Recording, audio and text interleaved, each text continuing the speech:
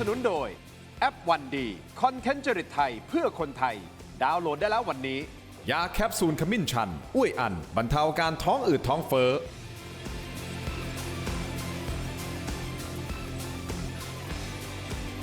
สวัสดีครับตอนรับทุกท่านเข้าสู่รายการถกไม่เถียงครับวันนี้รายการของเรา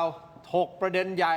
ระดับประเทศของเรา2เรื่องนะครับเรื่องแรกคุณผู้ชมครับเรามีนายกรัฐมนตรีคนที่32คุณอนุทินชาญวีรกูลนะครับจากการโหวตในสภาวันนี้293เสียงนะครับโหวตให้คุณอนุทินชาญวีรกูลเป็นนายกรัฐมนตรีก็ถือว่าเป็นนายกรัฐมนตรีสมัยที่2ของท่านอนุทินนะครับคุณผู้ชมครับแต่เหตุการณ์ที่สภาเกิดอาการช็อกอยู่อย่างหนึ่งครับคุณผู้ชมครับคือประเด็นที่มีงูเห่าสีส้มจากพรรคประชาชนครับคุณผู้ชมครับคนนั้นคือใครอะไรยังไงเดี๋ยวจะมาวิเคราะห์กันนะครับคุณผู้ชมครับนอกเหนือจากนี้การอยู่เป็นรัฐมนตรีนายกรัฐมนตรีและครม.ของคุณอนุทินเนี่ยเขาบอกว่าจะอยู่ยาวๆจนถึง12ปีเลยนะฮะเพราะอะไรครับเพราะว่าคดีใหญ่ๆทางการเมืองคุณผู้ชมครับก็ค่อยๆหลุดไปทีละคดีนะ2 คดี 3 คดีหลุดไปเลยนะครับคุณผู้ชมอันนี้คือประเด็นสำคัญทางการเมืองนอกเหนือจากนี้คุณผู้ชมครับขณะที่การเมืองฉลุยแต่ปากท้องของประชาชนสิครับหนักอยู่ฮะน้ำมันครับบางปั๊มเขาให้เติมน้ำมันแค่5 บาทน้ำมันล่องหนหายไปไหนเพราะว่าเมื่อวานนี้ท่านพิพัฒน์รัชกิจประการบอกว่าวันนี้จะจับแก้ผ้าให้ล่อนจ้อนเลยนะครับผู้ที่อยู่ในห่วงโซ่ของระบบอุปทานของน้ำมันจับแก้ผ้ามาดูนะครับว่าน้ำมันมันหายไปไหนใครกักตุนไว้อย่างไรเดี๋ยวจะมาวิเคราะห์ประเด็นนี้เช่นเดียวกันนะครับเพราะว่าเป็นประเด็นใหญ่สำหรับปากท้องของประชาชนขอต้อนรับแขกรับเชิญของเราทั้ง2ท่านมาวิเคราะห์ในประเด็นนี้นะครับคุณผู้ชมท่านแรกฮะสุภาพสตรีก่อนทุกครั้งนะครับนักวิเคราะห์การเมืองและอินฟลูเอนเซอร์นะครับดร.มลิกาบุญมีตระกูลมหาสุขครับสวัสดีครับส่วนอีกท่านหนึ่งครับนักวิชาการอิสระนะครับอาจารย์ศิโรจน์ คล้ามไพบูลย์ครับสวัสดีครับสวัสดีครับขอบคุณทั้ง2ท่านที่ให้เกียรติรายการถกไม่เถียงนะครับ12 ปีเขาเล่าลือกันอย่างนี้ครับว่าคุณอนุทินจะอยู่ยาวๆนะฮะก็คือพรรคสีน้ำเงินนี่แหละปูทาง12 ปีสบายๆเพราะว่าคดีใหญ่ๆนี่ก็ทยอยหลุดไปทีละคดี2 คดี 3 คดีคุณผู้ชมครับเดี๋ยวมาวิเคราะห์กันเพิ่มเติมแต่ผมขอไล่เรียงก่อนการโหวตนายกรัฐมนตรีวันนี้นะครับคุณผู้ชมครับ19 มีนาคมครับที่รัฐสภามีการประชุมสภาผู้แทนราษฎรโดยมีคุณโสพลสารัมซึ่งเป็นประธานสภานะครับท่านทำหน้าที่เพื่อพิจารณาให้ความเห็นชอบบุคคลที่สมควรได้รับแต่งตั้งเป็นนายกรัฐมนตรีโดยเวลาประมาณ 10:10 นาทีคุณชัยชนกชิดชอบจากพรรคภูมิใจไทยได้ยืนขึ้นเสนอชื่อคุณอนุทินชาญวีรกูลหัวหน้าพรรคภูมิใจไทยเป็นนายกรัฐมนตรีขณะที่คุณรังสิมันต์โรมนะครับสสบัญชีรายชื่อพรรคประชาชนก็มีการเสนอชื่อคุณณัฐพงษ์เรืองปัญญาวุฒิซึ่งเป็นหัวหน้าพรรคประชาชนเป็นอีก1แคนดิเดตนายกรัฐมนตรีสรุปผลโหวตคุณผู้ชมครับนายกรัฐมนตรีที่ชื่อคุณอนุทินชาญวีรกูลนะครับผลโหวตเสร็จสิ้นตอน 13:17 นาทีครับจากสมาชิกรัฐสภาปรากฏผลคะแนนอย่างเป็นทางการดังนี้ขึ้นหน้าจอได้เลยเห็นชอบคุณอนุทินชาญวีรกูลทั้งหมด293เสียงเห็นชอบคุณณัฐพงษ์เรืองปัญญาวุฒิ119เสียงงดออกเสียงทั้งหมด86เสียงองค์ประชุมรวมทั้งหมดนะครับ498เสียงผลการลงมติดังกล่าวส่งผลให้คุณอนุทินชาญวีรกูลรับเลือกเป็นนายกรัฐมนตรีคนที่32ของประเทศไทยอย่างเป็นทางการและเป็นการดำรงตำแหน่งในสมัยที่2คราวนี้แน่นอนแหละครับอาจารย์ศิโรจน์เองดร.มลิกาเองคงอยากทราบนะฮะว่างดออกเสียงมีพรรคไหนยังไงบ้างนะครับสำหรับพรรคที่มีมติงดออกเสียงคุณผู้ชมได้แก่พรรคกล้าทำ58เสียงพรรคประชาธิปัตย์21เสียงไม่แตกแถวกันเลยนะฮะไทยพรรคดี1เสียงคุณผู้ชมครับนอกจากมติพรรคแล้วยังมีรายชื่อบุคคลสำคัญที่งดออกเสียงตามธรรมเนียมและบางเสียงที่โหวตสวนมติพรรคดังนี้ภูมิใจไทย3เสียงที่งดออกเสียงก็คือคุณอนุทินชาญวีรกูลในฐานะที่ท่านเป็นแคนดิเดตนายกมีคุณโสพลสารัมในฐานะที่ท่านเป็นประธานสภาและมีคุณมลิกาจิรพันธ์วานิชท่านเป็นรองประธานสภาก็งดออกเสียงนะครับท่านเป็นรองสภาคนที่2นะครับ พรรคประชาชน1เสียงก็คือคุณณัฐพงษ์เรืองปัญญาวุฒิในฐานะแคนดิเดตนายกรัฐมนตรีก็งดออกเสียงเช่นเดียวกันพรรคเพื่อไทยครับในฐานะรองประธานสภานะฮะก็คือคุณเลิศศักดิ์พัฒนชัยกุลท่านก็งดออกเสียงอีก1เสียงพรรคไทยสร้างไทยก็คือคุณชัชวาลแพทยาไทยท่านเป็นสส101พรรคไทยสร้างไทยที่สวนมติพรรคในการงดออกเสียงครั้งนี้ไฮไลท์สำคัญและสร้างความตะลึงและเดี๋ยวจะเรียนถามทั้งสองท่านนะฮะก็คือกรณีของคุณสุริยาวงศ์อารีสสอุดรธานีเขต 7จากพรรคประชาชนตัดสินใจประกาศโหวตเห็นชอบสนับสนุนคุณอนุทินชาญวีรกูลซึ่งเป็นการโหวตสวนมติพรรคประชาชนอย่างชัดเจนโดยมีรายงานว่าสัญญาณการย้ายขั้วเห็นได้ชัดตั้งแต่วันที่เจ้าตัวชิงเดินทางไปรายงานตัวต่อสภาเป็นคนแรกของพรรคเลยนะครับเมื่อวันที่2 มีนาคมนี่ฮะคือคนนี้ครับคุณผู้ชมทั้งที่พรรคเขามีการนัดหมายให้ไปพร้อมๆกันในวันที่9 มีนาคมแต่ไปรายงานตัวก่อนเลยวันที่2 มีนาคมถาม2ท่านครับงูเห่าครั้งนี้แน่นอนแหละจริงๆถ้าไม่มีท่านนี่ด้วยความเคารพท่านนะฮะแค่คนเดียว1เสียงรัฐบาลเขาก็ไม่ได้คิดว่ามันจะมีแรงกระเพื่อมอะไรขนาดนั้น แต่การที่มีงูเห่าแบบนี้มันส่งผลกระทบกับภาพของพรรคประชาชนขนาดไหนครับสุภาพสตรีอาจารย์เลย ก็ถ้าถามผมนะครับก็การมีงูเห่าตั้งแต่วันแรกคือรอบนี้ต้องถือว่างูเห่าเร็วนะครับเพราะว่าอย่างกรณีพรรคอนาคตใหม่หรือพรรคก้าวไกลเนี่ยกว่าจะเกิดปรากฏการณ์งูเห่าเนี่ยมันเกิดในช่วงที่พรรคเขาโดนคดีแล้วโดนยุบพรรคใช่ไหมครับหรือก็ในพรรคเพื่อไทยก็เหมือนกันพรรคเพื่อไทยช่วงปลายเนี่ยเกิดงูเห่าเนี่ยจะเกิดในช่วงที่รัฐบาลแพทองทานเผชิญระสำระสายการเกิดงูเห่าทันทีที่เปิดประชุมสภานัดที่1นัดที่2เนี่ยผมว่าไม่เคยมีมาก่อนนะครับเพราะฉะนั้นเป็นปรากฏการณ์ที่เราไม่เคยเห็นที่สภาประชุมนัดที่2งูเห่าโผล่เลยปกติมันจะโผล่ตอนสถานการณ์ชุลมุนนะครับถามว่าทำไมถึงโผล่บางคนก็จะถามคล้ายๆคุณทีนก็คือว่ารัฐบาลมีเสียงสสต้องเยอะจะเอางูเห่าไปทำไมนะครับคำตอบคือในงูเห่าในกรณีนี้ผมว่าเขาไม่ได้เอาไปเพื่อจะไปเติมเสียงของการเป็นรัฐบาลเพราะเสียงรัฐบาลมันเยอะแต่ว่าเอาไปเพื่อตบหน้าฝ่ายค้านโดยเฉพาะยิ่งพรรคประชาชนว่าไหนคุณบอกว่าพรรคคุณคุมกันอยู่พรรคคุณเอาอยู่ถ้าผมมีผลประโยชน์ให้พรรคคุณคุมไม่อยู่คุณเอาไม่อยู่เพราะฉะนั้นสิ่งที่ได้ข้อที่1คือพรรคประชาชนโดนตั้งคำถามว่าคุณคุมสสไม่ได้ตั้งแต่การประชุมสภาครั้งแรกๆนะครับซึ่งในแง่การเมืองเนี่ยก็เป็นสิ่งที่จะต้องแก้ปัญหานี้แล้วใช่ไหมอันที่2นะครับระบบของพรรคการเมืองที่ดูดงูเห่าไปนะครับถ้าเกิดเราไปไล่เรียงดูดีโดยเฉพาะอย่างยิ่งงูเห่าพรรคประชาชนงูเห่าพรรคก้าวไกลอนาคตใหม่เนี่ยนะครับคุณติ่งหรือคุณทินก็คงรู้ว่าในกรณีงูเห่าทุกตัวในอดีตที่ผ่านมาเนี่ยมันจะเลื้อยไปที่พรรคเดียวนะครับแล้วเวลาเลื้อยไปเนี่ยเขาจะมีระบบนี้คือคนที่เลื้อยไปเนี่ยจะเป็นเหมือนดาวไลน์เวลาขายประกันนะครับที่คุณจะต้องมีหน้าที่ไปหาคนอื่นที่เป็นลูกชายนึกออกไหมครับระบบของงูเห่าเนี่ยในอดีตเป็นแบบนี้เวลาจะเลื้อยเข้าพรรคหนึ่งเนี่ยนะครับเขาจะต้องมีหน้าที่เป็นดาวไลน์ในการหาลูกชายนะครับเพราะฉะนั้นเนี่ยนะครับก็ต้องไปดูว่าการเปิดตัวงูเห่าที่เร็วแบบนี้เนี่ยแปลว่างูเห่าเนี่ยจะไปดูดคนอื่นให้เป็นดาวไลน์หรือเปล่าเช่นเสนอว่ามึงกูได้20นั่นใช่ไหมครับมึงกูได้อีกเดือนละ4เอาไหมคำตอบก็คืออาจจะมีคนเอาแต่ผมว่าปัญหาใหญ่ที่สุดคือเราก็ต้องตั้งคำถามใช่ไหมครับว่าในรัฐธรรมนูญฉบับนี้มันเกิดปรากฏการณ์งูเห่าเนี่ยไม่ว่าจะเป็นกรณีพรรคเพื่อไทยก็เกิดในอดีตตอนก่อนยุบสภารอบที่แล้วนะครับหรือว่าพรรคประชาชนเกิดเร็วอย่างนี้เนี่ยก็ต้องตั้งคำถามอีกเช่นเดียวกันว่าปรากฏการณ์งูเห่าซึ่งมันไม่เกิดเยอะในรัฐธรรมนูญฉบับอื่นเนี่ยมันเกิดเยอะในรัฐธรรมนูญฉบับนี้ได้ยังไงคือจริงๆแล้วเนี่ยคือจริงๆแล้วเนี่ยก็ได้ประมาณนี้ก่อนแต่พอดีอาจารย์พูดถึงเรื่องรัฐธรรมนูญก็เลยจะพูดกับอาจารย์ทันทีว่าคือมันไม่ได้เกี่ยวกับรัฐธรรมนูญมันเกี่ยวกับนิสัยคนแล้วมันก็ถ้าขณะเดียวกันเนี่ยกรณีปรากฏการณ์งูเห่าเนี่ยมันเกิดขึ้นเนี่ยไม่ใช่ครั้งแรกและอันนี้คือมาคนเดียวนะแต่มาเร็วด้วยนะคุณจำปรากฏการณ์สีนวลได้ไหมสีนวลเจ้าเพราะฉะนั้นปรากฏการณ์สีนวลแล้วหลังจากนั้นก็มีปรากฏการณ์อันอื่นอีกประมาณ 3-4 คนเลยทีเดียวเพราะฉะนั้นอันนี้ก็คือพรรคนี้นะพรรคภูมิใจไทยตอนที่ร่วมรัฐบาลพลเอกประยุทธ์จำได้ใช่ไหมคะเพราะฉะนั้นปรากฏการณ์พรรคเสื้อส้มกับกรณีแก๊งงูเห่าเนี่ยไม่ใช่ครั้งแรกและอันเนี้ยยังน่าประหลาดใจมากกว่าว่าทำไมมีคนเดียวแต่จริงๆน่าจะมีเป็นกลุ่มแหละแต่ว่าน่าจะใจกล้าแค่คนเดียวก่อนแสดงว่าดร.มาริกากำลังจะบอกว่าน่าจะมีเพิ่มในอนาคตมีเพิ่มอยู่แล้ว มันมีเพิ่มอยู่แล้วเดี๋ยวก็ต้องมีการอภิปรายเดี๋ยวต้องมีการอะไรต่างๆพวกเนี้ยนะเพราะฉะนั้นคือและอีกอย่างหนึ่งพอเห็นว่าเป็นปรากฏการณ์ในพื้นที่ภาคอีสานด้วยนะคือจะสังเกตว่าเวลาเขาช้อปปิ้งงูเห่าอ่ะมันจะส่วนใหญ่เนี่ยก็จะมีในพื้นที่ตามภูมิภาค ซึ่งพวกเนี้ยบางทีเวลาทำการเมืองในพื้นที่ภูมิภาคเนี่ยบางทีจะมีพวกบ้านใหญ่อ่ะคอยดีลคอยคุยคอยทำความรู้จัก เพราะเนี่ยดิฉันคิดว่า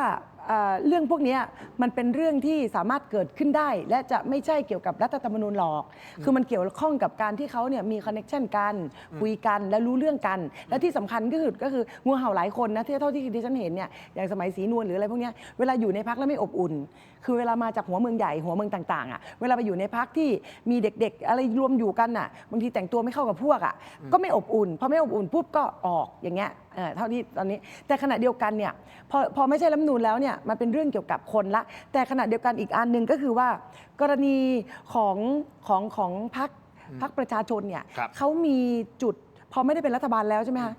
แล้วพอมีจุดอีกจุดหนึ่งคือเดี๋ยวอีก44 สสนั้นน่ะจะมีปรากฏการณ์ที่จะต้องไปลุ้นคดี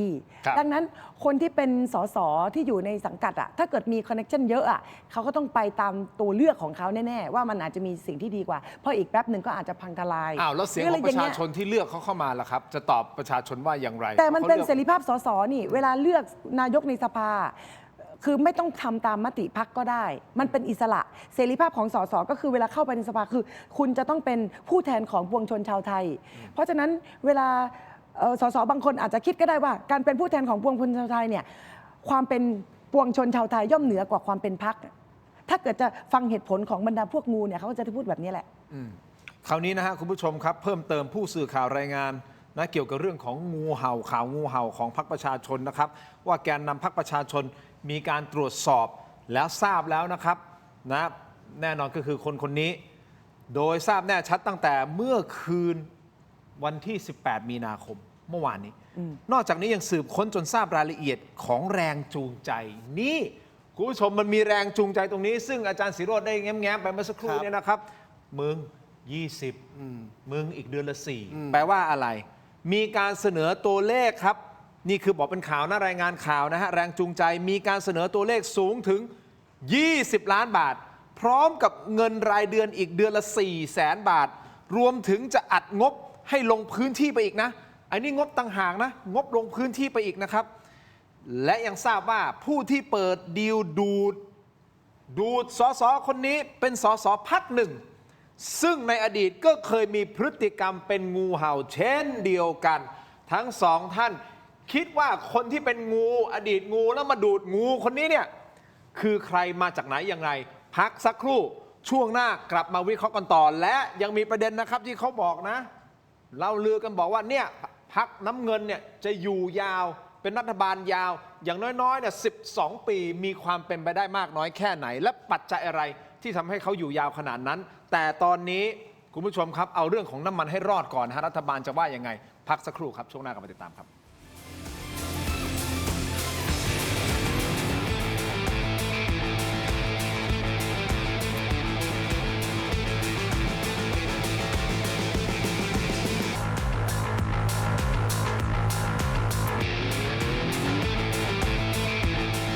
กลับมากันต่อนะครับผมไปเทนช่วงนี้ครับยังอยู่กับอาจารย์ศิโรจน์นะครับและดรมาริกานะฮะมาพูดถึงประเด็นงูเห่าของพรรคประชาชนอาจารย์ศิโรจน์ผมว่าอันเนี้ยพรรคประชาชนหลังๆโดนหนักในหลายๆเรื่องนะครับอันนี้ก็เป็นอีกหนึ่งเรื่องที่ผมว่าน่าจะมีกระทบกับภาพของพรรคประชาชนนะครับแต่อย่างไรก็ตามคุณผู้ชมครับเขาบอกว่าเป็นอดีตงูเห่าท่านหนึ่งจากพรรคหนึ่งมาเป็นคนชักชวนแล้วมาดูดงูเห่าจากพรรคประชาชนไปนะครับโดยที่มีข้อเสนอที่รายงานข่าวมานะฮะไม่มีการยืนยันแต่รายงานข่าวมาว่าให้20 ล้านแล้วให้เดือนอีก400,000แล้วยังให้งบประมาณที่ลงพื้นที่อีกต่างหากนะคือมันก็เป็นรายงานข่าวอ่ะมันเป็นรายงานข่าวแต่มันตัวเลขแต่มันเป็นตัวเลขที่เราก็เชื่อยากนะบางทีถูกไงฮะคือคนเรามันอาจจะมากกว่านั้นหรือเปล่าผมไม่รู้มีค่าขนาดนั้นเลยเหรอด้วยคือคนเรามันมีค่าขนาดนั้นเลยเหรอเอาตรงๆในเมื่อเสียงก็ไม่สามารถที่จะไปช่วยโหวตทำอะไรได้อ่ะแต่อย่าลืมอีกมิติหนึ่งคือ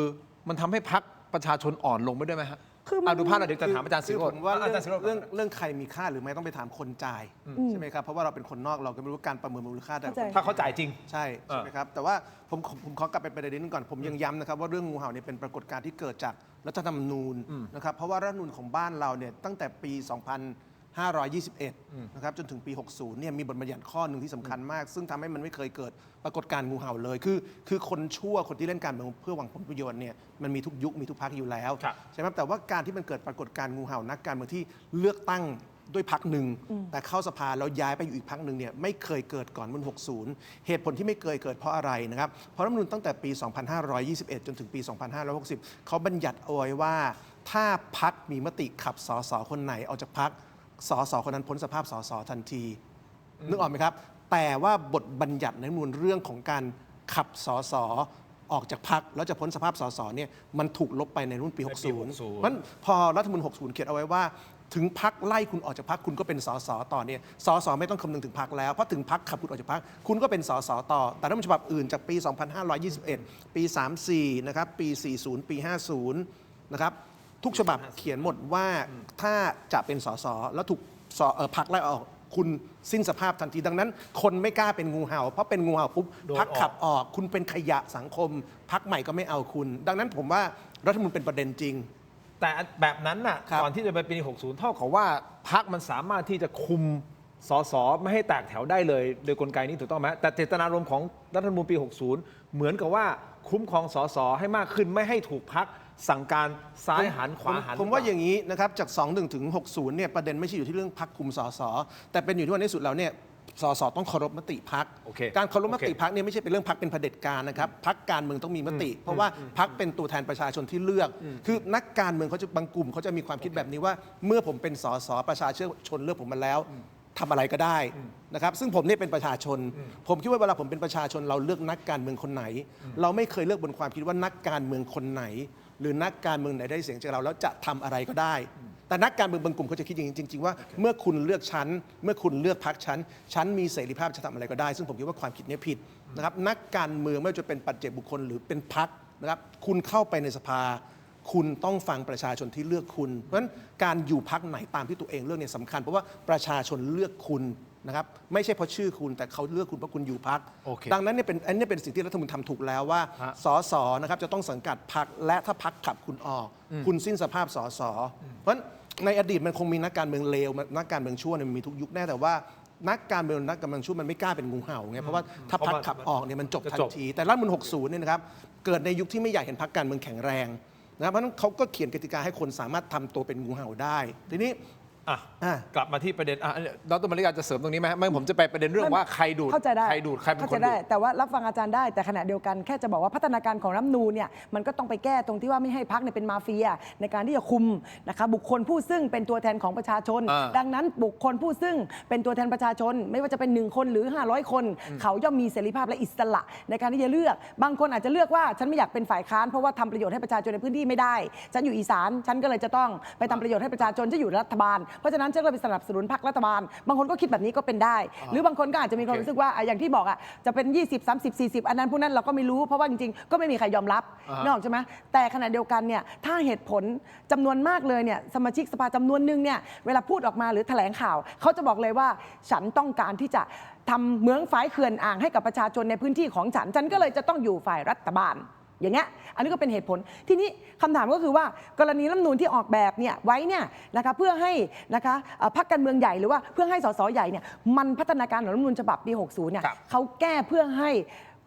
ตัวแทนประชาชนหรือเสียงประชาชนนั่นแหละมีอำนาจเหนือกว่าความเป็นพรรค นั่นคือเจตนารมณ์ของปี ค่ะ 60 ในประเด็นนี้นะครับ ค่ะเจตนารมณ์ คราวนี้มาคำถามต่อมาเลยนะครับเขาบอกว่ารายงานข่าวบอกว่ามันเป็นอดีตงูเห่าท่านหนึ่งในพรรคหนึ่งเป็นคนไปดูดสสพรรคประชาชนคนนี้ ไม่แน่ใจว่าอาจารย์ศิโรจน์เองมีอินไซต์ข้อมูลเอ็กซ์คลูซีฟอะไรกันบ้างไหมฮะ ก็ผมคิดว่าอย่างนี้นะครับ เอาจริง ๆนะครับ ก็แหมก็ไม่อยากพูดตรงนะครับ แต่ว่าถ้าถามตรงก็ต้องพูดตรงว่า อ่า ถ้าเราไปไล่เรียงเรื่องของงูเห่านะครับ ครับ ไม่ว่าจะเป็นงูเห่าพรรคเพื่อไทยรอบที่แล้ว หรือว่างูเห่าพรรคประชาชนหรืองูเห่าก้าวไกลเนี่ย ครับ งูเห่านี่มันแปลกมันเลื้อยไปอยู่พรรคเดียว เจ๊ มันไม่เคยเลื้อยไปพรรคอื่น ฮะ มันเลื้อยไปอยู่พรรคเดียวนะค ครั รับบ เพราะฉะนั้น พอมันเลื้อยไปอยู่พักเดียวเนี่ยผมคิดว่าก็เป็นโมเดลคล้ายๆกันคือว่าคนที่เคยเป็นงูเห่าเป็นบรรพบุรุษงูเห่าเป็นงูเห่าตัวพ่อนะครับซึ่งเคยดูดไปพักที่มักจะดูดงูเห่าทั่วไทย ดูดงูเห่าจากเพื่อไทยดูดงูเห่าจาก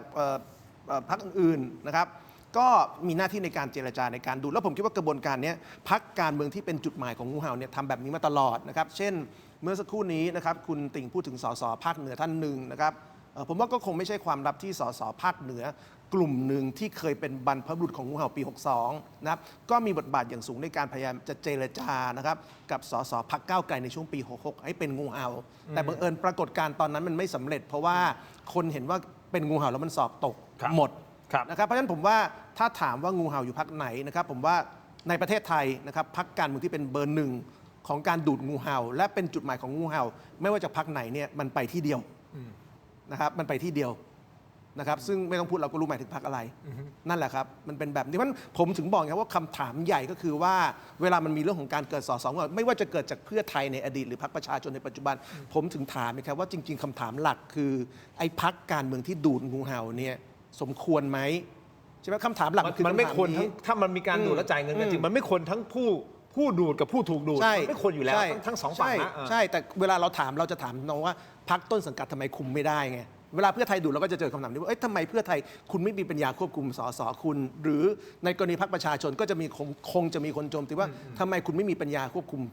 สสของพรรคคุณ ซึ่งคำตอบก็คือเพราะรัฐธรรมนูญไม่ให้พรรคมีอำนาจอะไรเลย แต่ ดังนั้น พรรคประชาชนออกมาอุดมการณ์ชัดเจนบอกว่าไม่มีใครแตกแถวนึกออกปะนั่นคือสิ่งที่เขาประกาศออกมาไง ครับ มันก็เลยกลายเป็นว่าคนเลยพุ่งเป้าว่าอ้าวไหนบอกไม่แตกแถวแล้วสุดท้ายแตกแถวคน ก็แสดงว่าเขาไม่สามารถคุมทุกคนในพรรคได้เพราะมันไม่มีอำนาจเพราะฉะนั้นการที่เราอยากจะเห็นคนมีอุดมการณ์นะครับแต่เมื่อเข้าไปในสภาพรรคไม่มีเครื่องมือในการคุม อันนั้นแหละคือปัญหาของรัฐธรรมนูญฉบับนี้ ดิฉันคิดว่ามันเป็นปัญหาของบารมีของผู้นำพรรคเขามากกว่า จริง ๆ แล้วเนี่ยถ้าเกิดว่าเขาบอกว่าไม่มีใครแตกแถวอะถ้าคนมีบารมีพออะเขาต้องสามารถบริหารจัดการภายในพรรคเขาได้ คนเราถ้าเกิดบริหารจัดการพรรคตัวเองก็ไม่ได้ จะไปบริหารจัดการองค์กรอื่น ๆ หรือว่าบุคลากรอื่น ๆ อย่างเช่นนะถ้าสมมติว่าคุณเท้งเนี่ยมาเป็นนายกรัฐมนตรีอะ ครับ ขนาดบริหารจัดการคน1 คนของคุณยังไม่ได้เลยอะจะบริหารคน70 ล้านคนได้ยังไง อันนี้ก็เป็นคำถามอีกนะ เพราะฉะนั้นถ้าเกิดทุกอย่างไปโทษที่กฎหมายดิฉันว่ามันไม่แฟร์กับกฎหมาย โอเค มันเป็นกระดาษที่วางไว้อะแต่ที่เหลือเป็นพฤติกรรมคนอะ อ่ะก็ว่ากันไปในประเด็นนี้เดี๋ยวผมขออนุญาตไปต่อนะครับ ครับ คุณผู้ชมครับหลังจากโหวตนายกรัฐมนตรีเสร็จสิ้นนะครับคุณผู้ชมครับเกิดเหตุการณ์นี้ใช่ไหมฮะ ค่ะ ผู้ใช้โซเชียลมีเดียพยายามเข้าไปที่เพจ Facebook ของคุณสุริยาวงอารีท่านนี้ฮะจากพรรคประชาชน แต่ปรากฏว่าไม่สามารถเข้าไปชมได้นะครับ ซึ่งชาวเน็ตมีการตั้งข้อสังเกตว่านอกจากการเปลี่ยนเป็นงู สิ่งที่เขาเชี่ยวชาญมากๆก็คือเทคโนโลยีฮะเพราะสามารถที่จะปิด Facebook ได้ในเสี้ยววินาที หลังจากขานชื่อคุณอนุทินปุ๊บ ประหนึ่งเหมือนมีการเตรียมตัวมาก่อนหรือไม่นี่คือการตั้งข้อสังเกตนะครับเอาละในประเด็นนี้พัก เพราะว่าเราก็ไม่รู้ว่าตกลงสุดท้ายสุดมันคือ แต่ มีการหลั่งไหลของเงินตรามากถึงขนาด 20 ล้านหรือเปล่าอะไรไม่รู้ แต่ผมว่าเคสนี้มันน่าสนใจเพราะว่าเขตนั้นเนี่ยนะครับเป็นเขตที่ผมคิดว่าพรรคประชาชนเองก็ไม่ได้คิดว่าจะชนะคือ ครับ แล้วเขาชนะคนสำคัญของเพื่อไทยคือคุณธีรชัยแสนแก้ว ครับ แล้วคุณธีรชัยแสนแก้วนี่ก็เป็นนักการเมืองที่เป็นสายแข่งของเพื่อไทยนั่นก็คือ ครับ เคยเป็นรัฐมนตรีช่วยนะครับแล้วก็เป็นคนสนิทของคุณภูมิธรรมด้วย ดังนั้นผมว่าพอเราเห็นเหตุการณ์ที่เกิดขึ้นในวันนี้มันก็คงจะเห็นภาพมากขึ้นว่าเผลอๆไอ้ความสัมพันธ์พิเศษของงูเห่ากับพรรคที่งูเห่าจะไปเนี่ยนะครับมันอาจจะมีก่อนการเลือกตั้ง โอเค ก็ว่ากันไปในประเด็นนี้ดูกันไปนะครับ แต่ผมขอไปประเด็นหนึ่งเลยฮะ ครับ มีรายงานว่าน้ำเงินจะอยู่ยาว 12 ปี มีความเป็นไปได้หรือเปล่านะครับ ก่อนจะตอบไปดูข้อมูลนี้กันก่อนคุณผู้ชมนะฮะ หลายคนบอกว่าเป็นไปไม่ได้ แต่หลายคนก็บอกว่าเฮ้ย มันเป็นไปได้นะ เพราะอะไรคุณผู้ชมมาฟังครับ เพราะเขาบอกว่าทางมันโล่ง สะดวกเหลือเกิน ทุกเส้นทางนี่ไม่มีรถติดเลยนะครับ อย่างแรกนะครับเขาบอกว่าคดีหัวสวที่มีการกล่าวหาว่ามีผู้เกี่ยวข้องทั้งหมดเนี่ย229 คน คณะอนุกรรมการของกกต มีมติว่าไม่มีมูลความผิด ซึ่งมันพลิกจากมติเดิมของคณะทำงานร่วม DSI นะครับ นี่คืออย่างแรก อย่างที่สองครับคดีบุกรุกที่ดินเขากระโดง ก็หลุดจากการเป็นคดีพิเศษของ DSI ไปแล้ว อย่างที่ 3 ครับกรณีซุกหุ้น และมีผลประโยชน์ทับซ้อนของคุณศักดิ์สยามชิดชอบ ที่ศาลรัฐธรรมนูญเคยชี้ขาดให้พ้นจากตำแหน่งรัฐมนตรีนะครับจำได้ใช่ไหมเหตุการณ์นี้ ปรากฏว่าปปชมีมติตีตกคดีนี้ไปแล้วตั้งแต่เดือนกันยายนปีที่แล้ว แบบเงียบๆหรือไม่ถามเลยฮะคุณติ่งเป็นไปได้ไหมฮะว่าความ โล่งของถนน 12 ปีที่ โล่ง พรรค มาก น้ำเงินจะอยู่ เอาให้รอดตอนน้ำมันนี้ก่อน เอาให้รอดก่อน 3 เดือนนี้เอาให้รอดก่อน แล้วตอนนี้เนี่ยยังไม่ได้ทันเป็นนายกรัฐมนตรีแล้วยังไม่ได้ทำฟอร์มคอรมอใหม่ แล้วยังไม่รู้เลยนะรัฐมนตรีพลังงานที่มาจากคนนอกที่กำลังแก้พลังงานอยู่ในตอนนี้จะได้อยู่หรือจะได้ไป ตอนแรกเนี่ยมีชื่อจะได้อยู่ถูกไหมแล้วทีนี้พอได้นายกรัฐมนตรีแล้ว นายกจะต้องไปเซต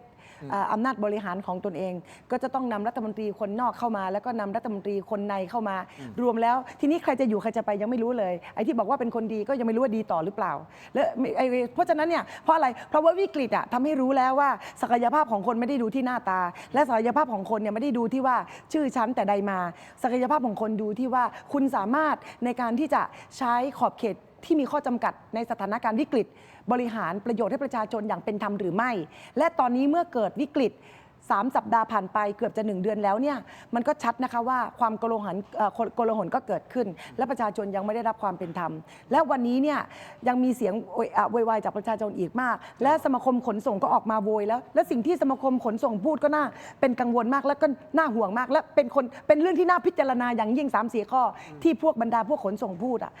ดังนั้นโดยสรุปเลยก็คือว่าการเป็นนายกรัฐมนตรีเนี่ยนะคะคือจะประกาศนะคะว่ามีอำนาจประมาณ 12 ปีขอโทษนะคะคนที่เคยอยู่นานกว่านี้ก็เห็นอยู่ในคุกนะอยู่ประมาณนั้นอ่ะแล้วก็อันที่ 1 อันที่ 2 ก็คือคนที่อยู่นานกว่านี้ แต่ไม่ใช่ 12 ปี แต่ประมาณ 8 ปี 9 ปี ดิฉันก็เห็นว่าก็เสื่อมศรัทธาแล้วก็ต้องถอยกลับ แล้วก็การเลือกตั้งรอบล่าสุดก่อนที่เขาจะเฟดออกจากทางการเมืองก็คือไม่มีคะแนนเลยนะคะแนนน้อยมากเลยนะ จนไม่สามารถเป็นรัฐบาลได้นะ อย่าเพิ่งไปพูดถึง 12 ปีเลยเอาตรงนี้ก่อน เอา3 เดือนนี้ก่อน เอาน้ำมันเนี่ยให้รอดก่อน ใช่ เพราะว่านี่คือเป็นเรื่องที่ท้าทาย โอเค ผลงานของนายกรัฐมนตรีและรัฐบาลที่กำลังจะตั้งมากๆเลย ได้ครับ อาจารย์ศรีโรจน์คิดเห็นอย่างไร 12 ปีเป็นไปได้มากน้อยแค่ไหน แล้วเรื่องของวิกฤตน้ำมันมันจะเป็นน้ำพึ่งหยดเดียวให้กับรัฐบาลชุดนี้ใช่หรือไม่อย่างไรคุณผู้ชมขออนุญาตพักสักครู่นะครับและยังมีกรณีของการเปิดไอ้โม่งตกลงมีไหมไอ้โม่งเนี่ยท่านพิพัฒน์รัชกิจประการบอกว่าจะแก้ผ้าหมดเลยนะจะจับมาแก้ผ้าให้หมดเลยมาให้ร่อนจ้อนเลยว่าใครมีอะไรซุกน้ำมันอยู่ตรงไหนยังไงช่วงหน้าครับกลับมาติดตามครับ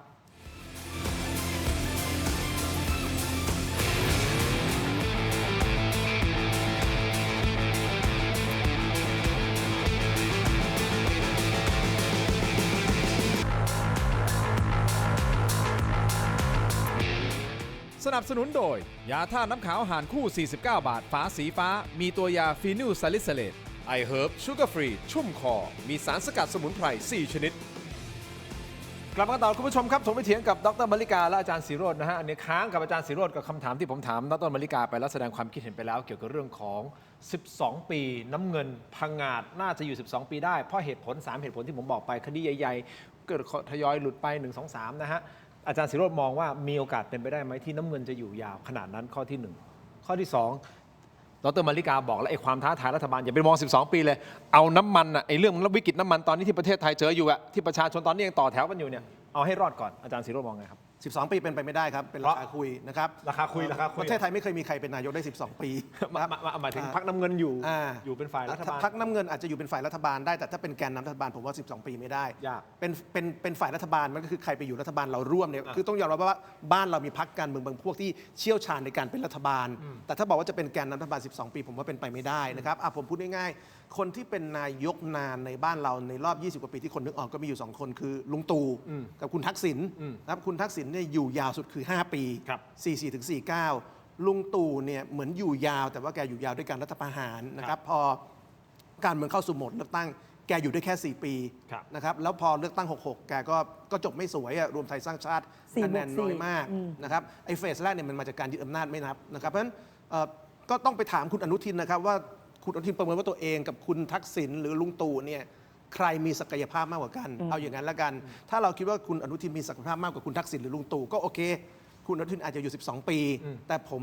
ว่าถ้าเราคิดว่าคุณทักษิณหรือลุงตู่เนี่ยเก่งกว่าคุณอนุทิน2 ท่านนี้ทำได้สูงสุดคือ 5 ปีกับ 4 ปีนะนี่คือข้อที่ 1 ข้อที่ 2 ผมคิดว่าการอยู่รอดของรัฐบาลเนี่ยบางคนชอบคิดว่าจะอยู่รอดหรือเปล่าขึ้นอยู่กับ 1 คุณมีแบ็กดีไหม คุณมีความสามารถในการหลุดคดีต่างๆไหม ครับ แต่ผมว่าความอยู่รอดของรัฐบาลที่สำคัญที่สุดคืออยู่รอดโดยชนะใจประชาชน ครับ ทีนี้การชนะใจประชาชนคุณต้องมีผลงาน ก็เหมือนที่คุณติ่งพูดนะครับวันนี้ปัญหาเรื่องน้ำมันเนี่ยนะครับรัฐบาลจะฝ่าได้ไหมนะครับปัญหาเรื่องสินค้าแพงเราจะฝ่าได้ไหมวันนี้เอาแค่เรื่องน้ำมันก่อนนะครับว่าน้ำมันในประเทศที่รัฐบาลพร่ำบอกว่ามีน้ำมันพอมีน้ำมันพอ เดี๋ยวก็ 90 วันเดี๋ยวก็102 วันเนี่ยถ้ามันมีน้ำมันพอทำไมหน้าปั๊มทั่วประเทศมันไม่มี แม่สอดไม่มีกรุงเทพไม่มีบางบัวทองไม่มีสงขลาไม่มีนะครับหาดใหญ่ไม่มีอีสานไม่มี มันไม่มีกันหมดแล้ว เนี่ยหมด นะครับ หมดเนี่ยเถียง เออ ขึ้นป้ายอย่างนี้นะ ใช่ มันหมดกันหมดแล้วถ้าเกิดบอกว่าน้ำมันพอแต่น้ำมันไม่มีมันก็แปลอยู่2อย่างหนึ่งคนที่บอกว่าน้ำมันพอโกหกซึ่งเราไม่อยากคิดอย่างนั้นเพราะคนที่บอกน้ำมันพอคือรัฐบาล ครับ ถ้าประเทศไทยต้องสรุปว่ารัฐบาลโกหกประเทศนี้อยู่ไม่ได้แล้ว ครับ นะครับแต่ทีนี้ถ้าเราเชื่อรัฐบาลว่าน้ำมันพอแต่น้ำมันไม่มี ก็แปลว่าต้องมีคนอมน้ำมัน ต้องมีคนโกงน้ำมันใช่ไหมเพราะว่าถ้าน้ำมันพอแปลว่าน้ำมันจากโรงกลั่นมีพอ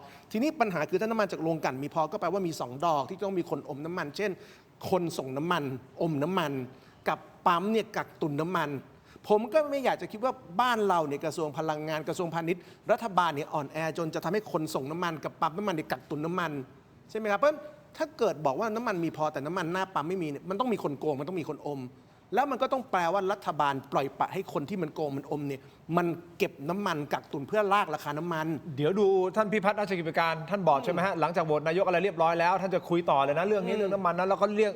รียกผู้ที่เกี่ยวข้องในห่วงโซ่ตรงนี้นะครับไม่ว่าจะเป็นโรงกลั่นน้ำมันเองนะฮะจ็อบเบอร์เองนะฮะกลุ่มผู้ค้ามาคุยกันเลย แล้วก็มาให้เขาใช้คำว่าแก้ผ้านะคุณหญิงแก้ผ้าให้ดูเลยว่าตกลง ครับ ใครมีอมน้ำมันไว้หรือเปล่าอันนี้เดี๋ยวเราอัปเดตตรงนี้นะ ใช่แต่ว่าคือผมว่าตอนนี้คือรัฐมนตรีจะคุยเพื่ออะไรคือตอนนี้ข้อเท็จจริงเชิงประจักษ์คนรู้แล้วว่าน้ำมันเนี่ยนะครับทางปั๊มเขาบอกแล้วว่า1 คนส่งให้เขาลดลง ทีนี้ไอ้คนส่งน้ำมันก็บอกว่าที่เขาลดลงเนี่ยเพราะว่าเขาได้รับน้ำมันที่ฟีดเข้าระบบการส่งลดลง แสดงว่าตอนนี้ต้นต่อทั้งส่วนในห่วงโซ่ คือกลุ่มปั๊มกับกลุ่มคนส่งเขาชี้เป้าไปที่โรงกลั่น โรงกลั่น ว่า แล้ว โรงกลั่นไม่ปล่อย ทีนี้เมื่อโรงกลั่นไม่ปล่อยเนี่ยนะครั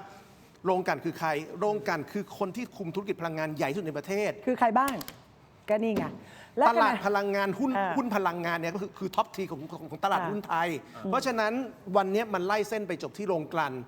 อยู่ที่โรงกลั่นรัฐมนตรีกล้าแตะไหม แล้วรัฐมนตรีก็มาจากอีพวกโรงกลั่นรัฐมนตรีก็มาจากปตท ก็ก่อนที่จะมาอยู่นี่ก็อยู่ปตท เพราะฉะนั้นคำถามว่าตอนที่อยู่ปตทเนี่ยเป็นอะไรเป็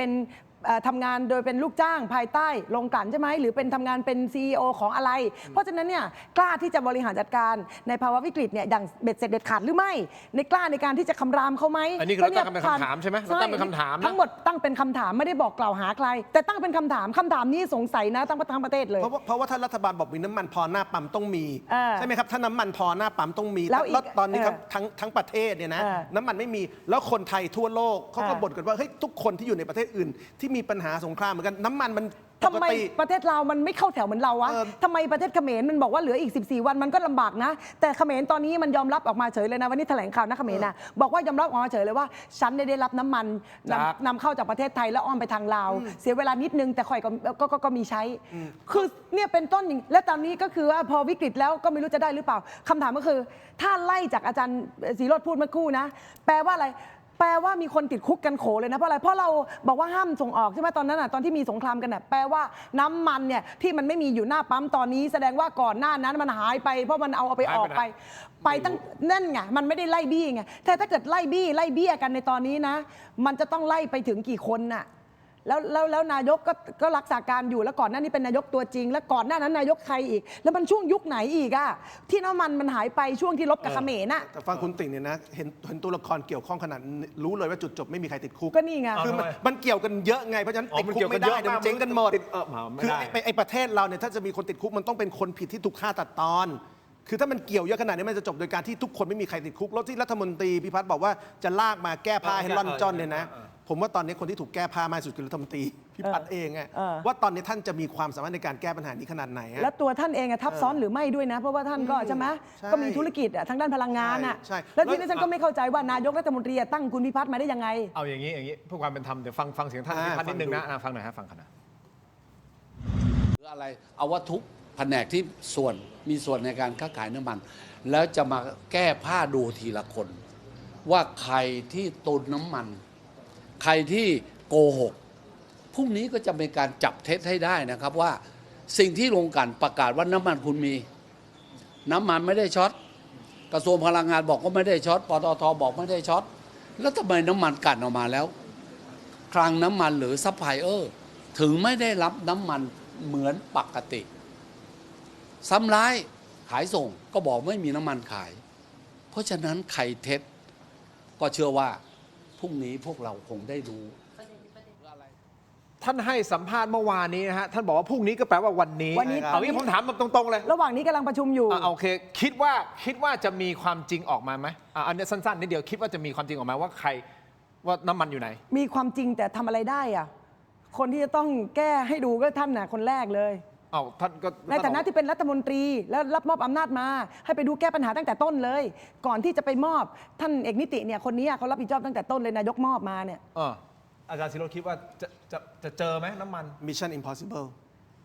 ไม่มีเจอ แล้วสุดท้ายยังไงคือไม่มีเจอแล้วประชาชนเรา ก็อยู่ระหว่างตรวจสอบ แล้วเราก็อยู่กันอย่างนี้เหรอครับเราอยู่กันอย่างนี้อยู่กันอย่างที่ต่อแถว เราไม่ควรอยู่กันแบบนี้ ก็ใช่ไงแต่หมาย แต่ ถึง ว่า ว่า รัฐบาลเนี่ยเขาจะทำให้เราอยู่กันแบบนี้ไงคุณก็อย่างวันนี้ในสภาใช่ไหมครับไอ้เรื่องโหวตนายกเห็นไหมล่ะโหวตนายกเสร็จตั้งแต่บ่ายโมง แล้วสสในสภาพรรคประชาชนรังสิมันต์โรมเรียกร้องให้อภิปรายเรื่องน้ำมัน คุณอภิสิทธิ์เวชชาชีวะเรียกร้องให้อภิปรายเรื่องน้ำมัน ใช่ ประธานสภาจากพรรคภูมิใจไทยโสพลสารัมปิดประชุม คือซึ่งเนี้ย คือวันนี้สภาอยู่ นายกอยู่รัฐมนตรีอยู่ ครบกันหมด เวลาในสภามีเหลือเฟือบ่ายโมงครึ่งโหวตนายกจบ คุณปิดสภาทำไม คุณผู้ชมปิดสภาทำไมผมไม่รู้นะฮะ แต่ที่แน่ๆที่ผมรู้คือคุณผู้ชมสแกน QR Code ตอนนี้เลยนะครับ เดี๋ยวเราไปต่อที่ออนไลน์นะฮะเทเลดิจิทัลใน YouTube Facebook ถกไม่เถียงนะครับ ยังมีกรณีเรื่องของบาร์โค้ดบนบัตรเลือกตั้งด้วยนะฮะศาลรัฐธรรมนูญนะครับมติ6-3ถูกต้องไหมฮะรับไปวินิจฉัยนะครับไอ้ตรงนี้แหละฮะคุณผู้ชมครับมีโอกาสมากน้อยแค่ไหน ที่เลือกตั้งจะโมฆะนั่นหมายความว่าที่มีการโหวตกี่เสียงถ้าโมฆะขึ้นมานี่คือล้มกระดานหมดเลยนะฮะไปต่อกันในออนไลน์วิเคราะห์กันต่อเพิ่มเติมกับทั้งสองท่านสำหรับทีวีครับขอบคุณทั้งสองท่านก่อนครับ ขอบคุณครับขอบคุณครับ เจอกันในออนไลน์ครับสวัสดีครับ สวัสดีครับ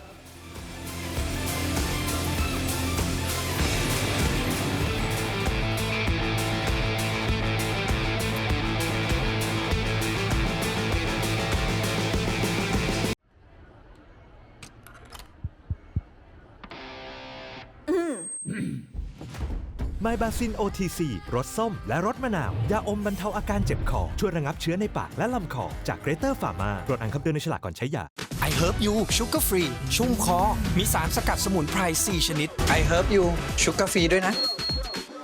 อยากมีบ้าน นึกถึงแอปบ้านๆบายแจมมีซับให้เลือกมากกว่า 5,000 รายการ ดาวน์โหลดได้แล้ววันนี้ ทั้งระบบ iOS และ Android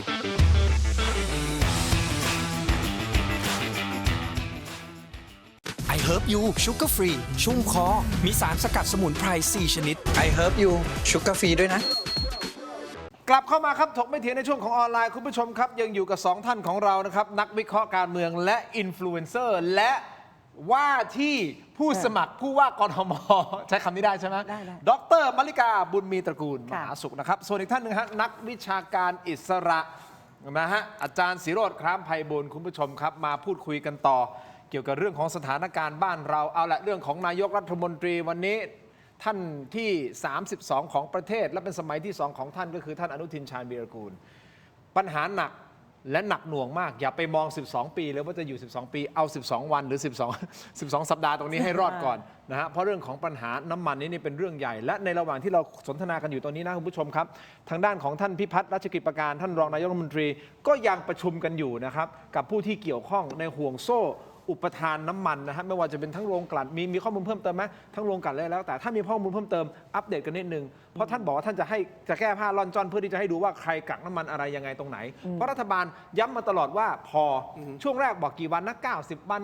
แล้วก็ขึ้นมาเป็น101 วันตัวเลขมันงงไปงงมาเอาเป็นว่าเรายึดที่100เมื่อ2 วันเนาะ2 วันที่แล้วบอกว่า101 วัน ตอนนี้ก็เหลือแค่ประมาณ 99 วัน เอาเป็นว่า 99 วันสรุปสุดท้ายเนี่ยไอ้99 วันที่บอกเนี่ยอยู่ไหนอยู่ไหนครับน้ำมัน เพราะว่าหน้าปั๊มไม่มี ใช่ ต่างจังหวัดหลายจังหวัดมืดแล้วเด้อ ถ้าจับประเด็นจากอธิบดีกรมธุรกิจพลังงาน ซึ่งเป็นคนเขาเรียกว่าเป็น CFO ถ้ารองจากรัฐมนตรีถือว่าคนนี้เป็น CFO ของเรื่อง ก็คือถ้าฟังจากอธิบดีกรมธุรกิจพลังงานก็คือว่าไอ้101 วันที่เขาพูดถึงเนี่ยมันคืออยู่ในสต็อกประเทศแล้วก็อยู่ระหว่างการขนส่ง และอยู่ระหว่างการขนส่งจากอ่าวแปลว่าอ่าวก็อ่าวไหนก็ไม่รู้นะเข้ามาอ่าวไทยหรือยังก็ยังไม่แน่ใจด้วยนะเพราะฉะนั้นก็แปลว่านั่นน่ะรวมแล้ว100 วัน ใช่มันก็คือเหมือนเดิมที่เราเคยคุยกันว่า เวลารัฐบาลบอกว่ามีน้ำมันเท่าไหร่เนี่ยเขาจะเอาตัวเลข3ตัวมารวม 1. ของที่มีจริง 2. ของที่สั่งซื้อ 3. ของที่อยู่ระหว่างขนส่ง อย่างนี้อาจารย์ของที่มีอยู่เรามีเท่าไหร่ มันบอกไม่ตรงกันไง บอกไม่ตรงกัน บางคนก็บอกว่า 30 บางคน อ ก็ ดีต บอก รัฐ ว่าม นตรี 40 อดีตรัฐมนตรีพีรพันธ์บอกว่ามี 20 วันนี่ก็ผ่านไปตั้ง 5 วันแล้วเหลือ 15 วัน แล้วก็รัฐมนตรีก็บอกว่าเฮ้ยอันนี้อยู่ประมาณ 30-40 ไม่รวมไอ้ตัวที่กำลังขนมากับตัวที่ เอา มัน งี้ อยู่ในสต็อก เอาเป็นว่าคือตัวเลขมันไม่แน่ชัดนะแต่เอาเป็นว่าเอางี้มี 25 วันสมมติที่มีอยู่ในประเทศนะ25 วัน แต่จริง ๆ วิกฤตมันเริ่มขึ้นไม่กี่วันถูกต้องไหมฮะ ใช่ ถูกไหมฮะ ใช่ 2 สัปดาห์ 3 สัปดาห์ การยิงเริ่ม 28 กุมภา แต่มันเริ่มแพนิคจริง ๆ คือ ตอน เฮ้ย ฮอร์มุส ไอ้2-3 ตอนช่องแคบ ช่องแคบ ใช่ ถูกต้องไหม ใช่ เฮ้ยพอมันเริ่ม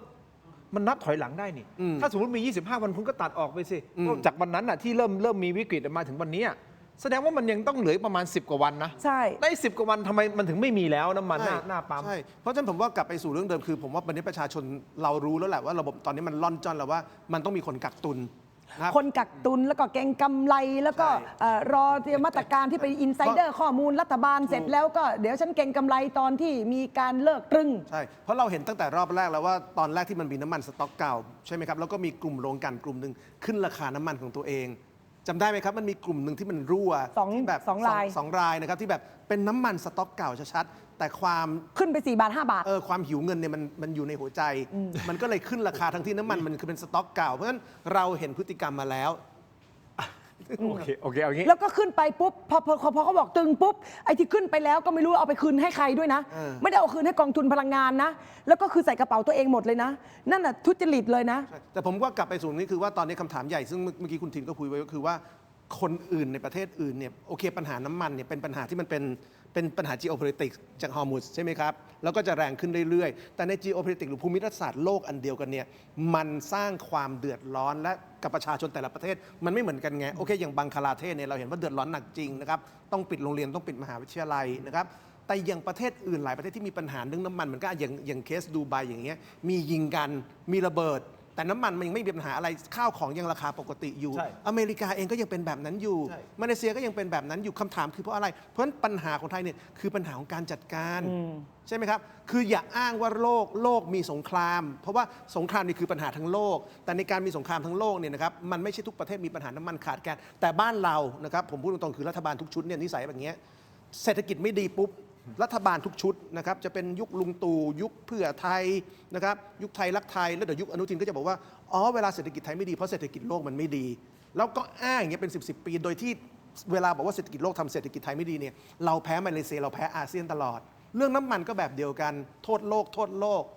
ก็ ประเทศอื่นมันไม่ได้เป็นอย่างเรา ในเพจฟิโนเมนาที่เรารายงานไปเมื่อวานนี้ที่ท่านกรจติกาวนิชมานั่งในรายการแล้วก็ท่านประภาสนะครับเราก็ไปดูคอมเมนต์ก็บอกอ๋อดิฉันอยู่มาเลเซียก็ยังใช้ชีวิตปกติอยู่น้ำมันก็ทุกคนก็ไม่ได้แพนิคไม่ได้กักตุนไม่ได้อะไร ใช่ แล้วมีดูไบก็พูดเหมือนกัน ใช่ ถูกต้องนะครับผมก็เลยเช็คที่เพื่อนที่ดูไบก็พูดเหมือนกันว่าเขาก็ใช้ชีวิตปกติราคาผมถามว่าราคาข้าวของแพงบอกว่าต้องกักตุนอะไรหรือเปล่าเขาบอกโน้เป็นชาว ไม่มี ต่าง โลก ชาติ ไหนที่เป็นวิกฤตเลย ตอนนี้ประเทศไทยเนี่ยเป็นวิกฤต มี มั บ้าง วิกฤตตรงการจัดการนั่นแหละ มีบ้างอะอย่างบอกไม่มีเดี๋ยวรัฐบาลเสียใจนะอะอย่างบังคลาเทศที่พูดไปแต่บังคลาเทศเขาอยู่ด้วยน้ำมันต่างชาติ 85%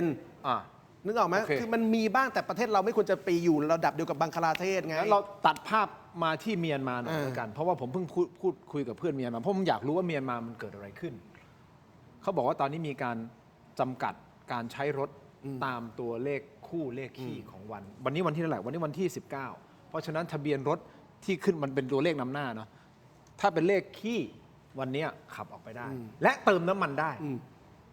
ถ้าเป็นเลขคู่เขาไม่ให้ออก แล้วเติมน้ำมันไม่ได้ในวันเลขคู่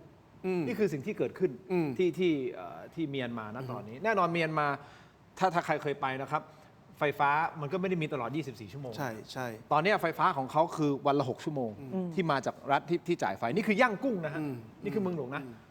วันละ 6 ชั่วโมง แล้วผมถามว่าอีก18 ชั่วโมงมึงทำยังไงวะเขาบอกเขาอยู่ในคอนโดใช่ไหมฮะ คอนโดเขาจะมีเครื่องปั่นไฟ เขาบอกโอสกูเลยเหมือนเดิม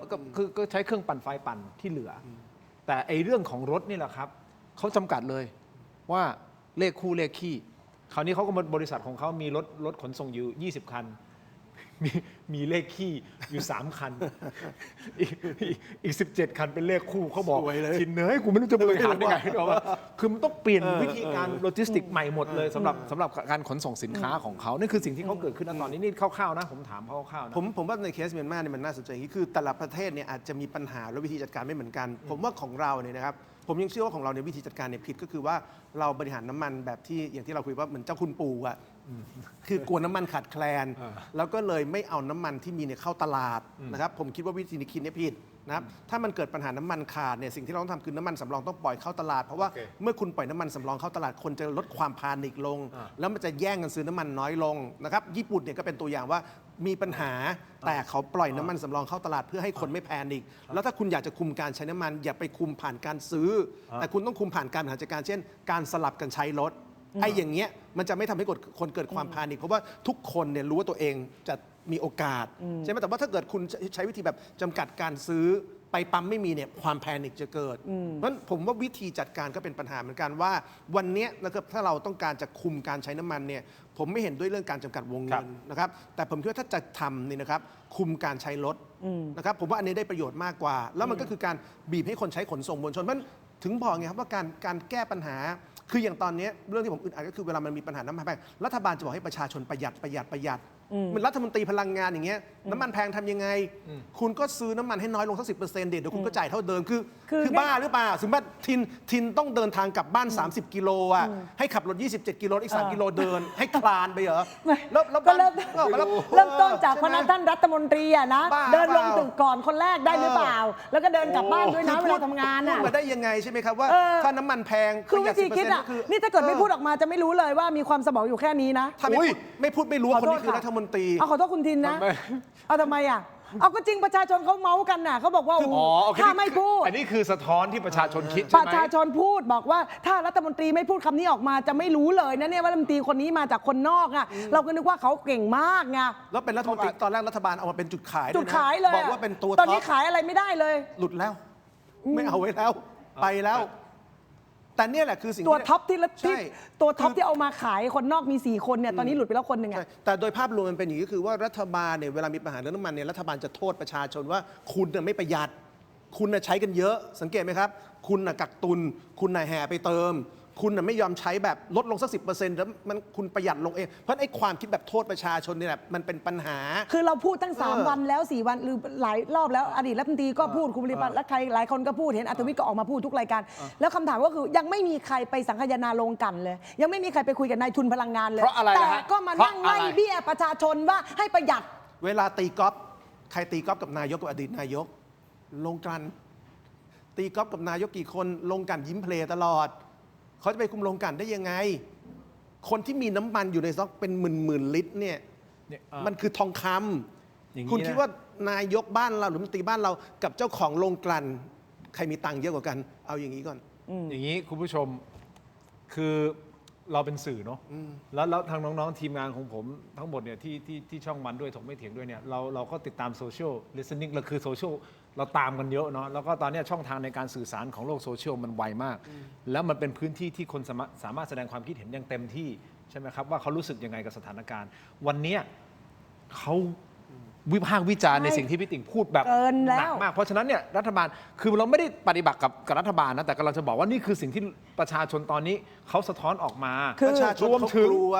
เขาไม่มีความสุข รวมถึงมีการตั้งคำถามอย่างที่บอกว่ารัฐมนตรีคนนอกที่มีการชูว่าคนนู้นเก่งคนนี้เก่งคนนั้นเก่ง ถึง ไอ้สุดท้าย บอก นี่ ไง คือ คุณ อาจจะไม่ได้เป็นอย่างนั้นหรือเปล่า ใช่ วันนี้เนี่ยถ้าประธานสภาเนี่ยนะไม่ชิงปิดนะ เพราะว่าได้แล้วปุ๊บเนี่ยก็ยังเป็นรัฐบาลรักษาการกันอยู่ แล้วมียติด่วนเพราะว่าประชาชนกำลังวิกฤต เดือดร้อน เพราะฉะนั้นถ้าเกิดวันนี้เนี่ยพอจบเรื่องโหวตแล้วเนี่ยเปิดยติในการปล่อยให้ฝ่ายค้านเขาได้อภิปราย มันจะทำให้อารมณ์ของประชาชนเนี่ยผ่อนคลาย แต่คุณดันได้ประธานสภาที่คุณคุมเอง แล้วปิดประชุมสภามันใช่ไหมล่ะ ใช่ คุณจะมานั่งเด็ดขาดอะไรกับประชาชนล่ะ ใช่แล้วสภา แล้วบรรดาพวกสสฝ่ายค้านที่กำลังจะพูดเนี่ยไม่ว่าเขาจะพักอะไรก็ตามแต่นั่นก็คือตัวแทนประชาชนนะ คือสภาวันนี้ประชุมเสร็จบ่ายโมงครึ่ง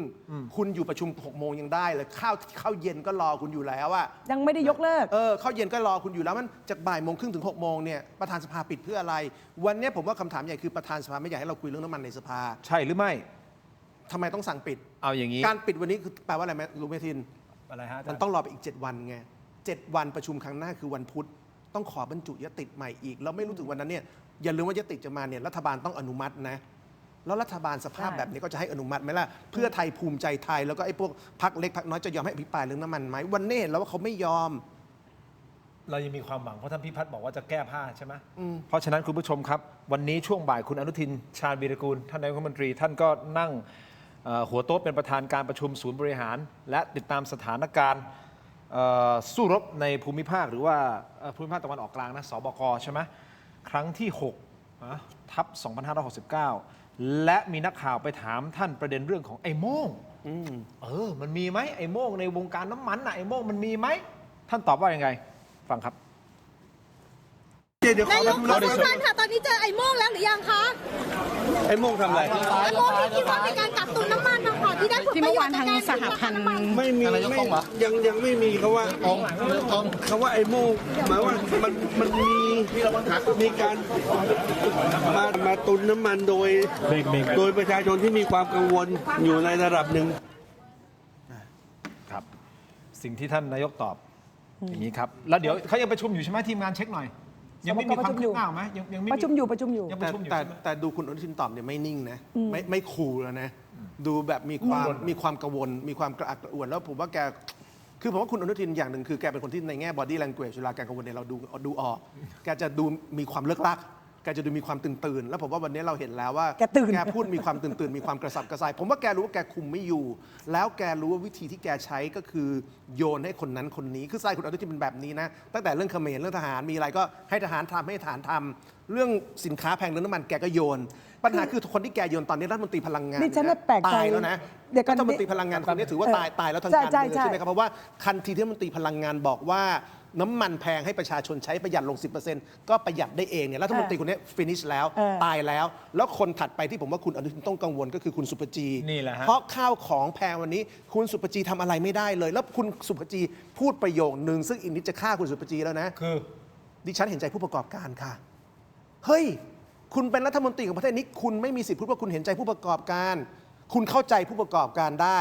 แต่ถ้าคุณจะเห็นใจใครสักคน คุณต้องเห็นใจประชาชน ไม่ใช่บอกว่าดิฉันเห็นใจผู้ประกอบการ แค่เนี้ยประโยคนี้ถ้าคนอื่นเขาจะหาเรื่องคุณสุปจีตายแล้วนะ นึกออกไหมครับ คุณต้องเห็นใจประชาชน แต่คุณสามารถเข้าใจผู้ประกอบการได้ว่าต้นทุนพุ่งจะแก้ปัญหาผู้ประกอบการอย่างไร เช่น คุณจะไปลดภาษีเขายังไง แต่คุณต้องพูดว่าคุณเห็นใจประชาชน ไม่ใช่ ซึ่งไม่พูด เห็นใจผู้ประกอบการ แต่ไปเห็นใจผู้ประกอบการ ในวันที่ผู้ประกอบการสินค้าอุปโภคบริโภค 5 แบรนด์แล้ว บอกแล้วนะครับ ประกาศอย่างเป็นทางการโดย 5 แบรนด์ใหญ่ของประเทศแล้วว่า ขอให้คนที่ขายของอุปโภคบริโภคเนี่ยเตรียมของไว้นะ หลังเมษาราคามันจะขึ้นแล้วนะ สินค้าอุปโภคบริโภคคือสินค้าที่เราไม่มีช้อยที่จะไม่ใช้ ครับ ใช่ไหมครับ อ่ะ แฟบสบู่ยาสีฟันต่างๆ 59รายการซึ่ ข ง น เป็น ม สินค้าควบคุม ของกินรัฐมนตรีพาณิชย์ทำอะไรเอาอย่างนี้ก่อน คุณติ่งว่ายังไง ไม่เมื่อกี้คือจะบอกว่าจริง ๆ แล้วเนี่ยฉันก็แปลกใจอยู่อย่างเดียว ก็คือว่าคุณอนุทินเนี่ยแกบริหารวิกฤตมา2 รอบคือวิกฤตตอนน้ำท่วมหาดใหญ่อะแกไปมอบคุณธรรมนัสใช่ไหม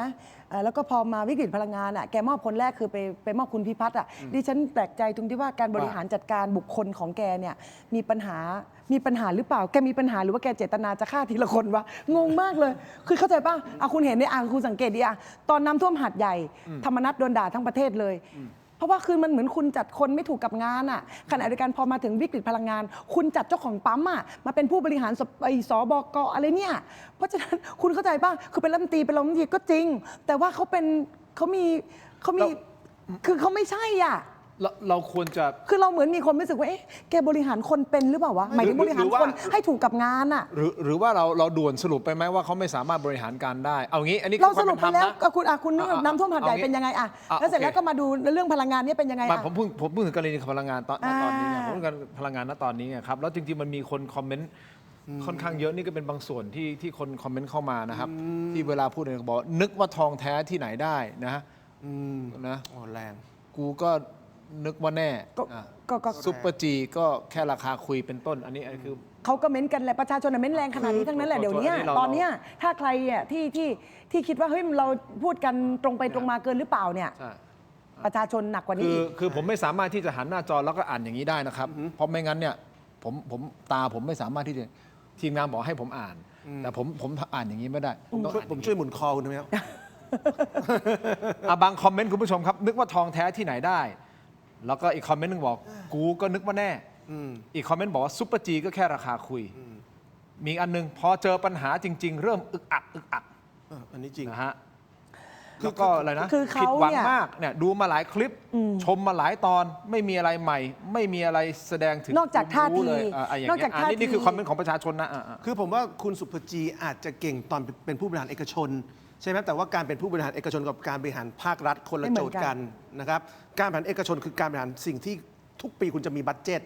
คุณบริหารในบัดเจ็ตที่คุณมีจากเจ้าของทุน หน้าที่คุณสุภจีเนี่ยเขาไม่ใช่เจ้าของทุนเขาเป็นนักบริหารแปลว่าทุกปีเนี่ยก็จะมีคนเอาโยนเงินกองมาให้แต้มปีนี้พี่ให้1,000 ล้านแต้มไปบริหารให้โตขึ้นอย่างนั้นอย่างนี้1 2 3 4แต่พอเป็นรัฐบาลเนี่ยโจทย์มันคนละชุดแล้วไง โอเค โจทย์เป็นรัฐบาลเช่นถ้าเป็นรัฐมนตรีพาณิชย์คือ1คุณจะหาเงินเข้าประเทศยังไง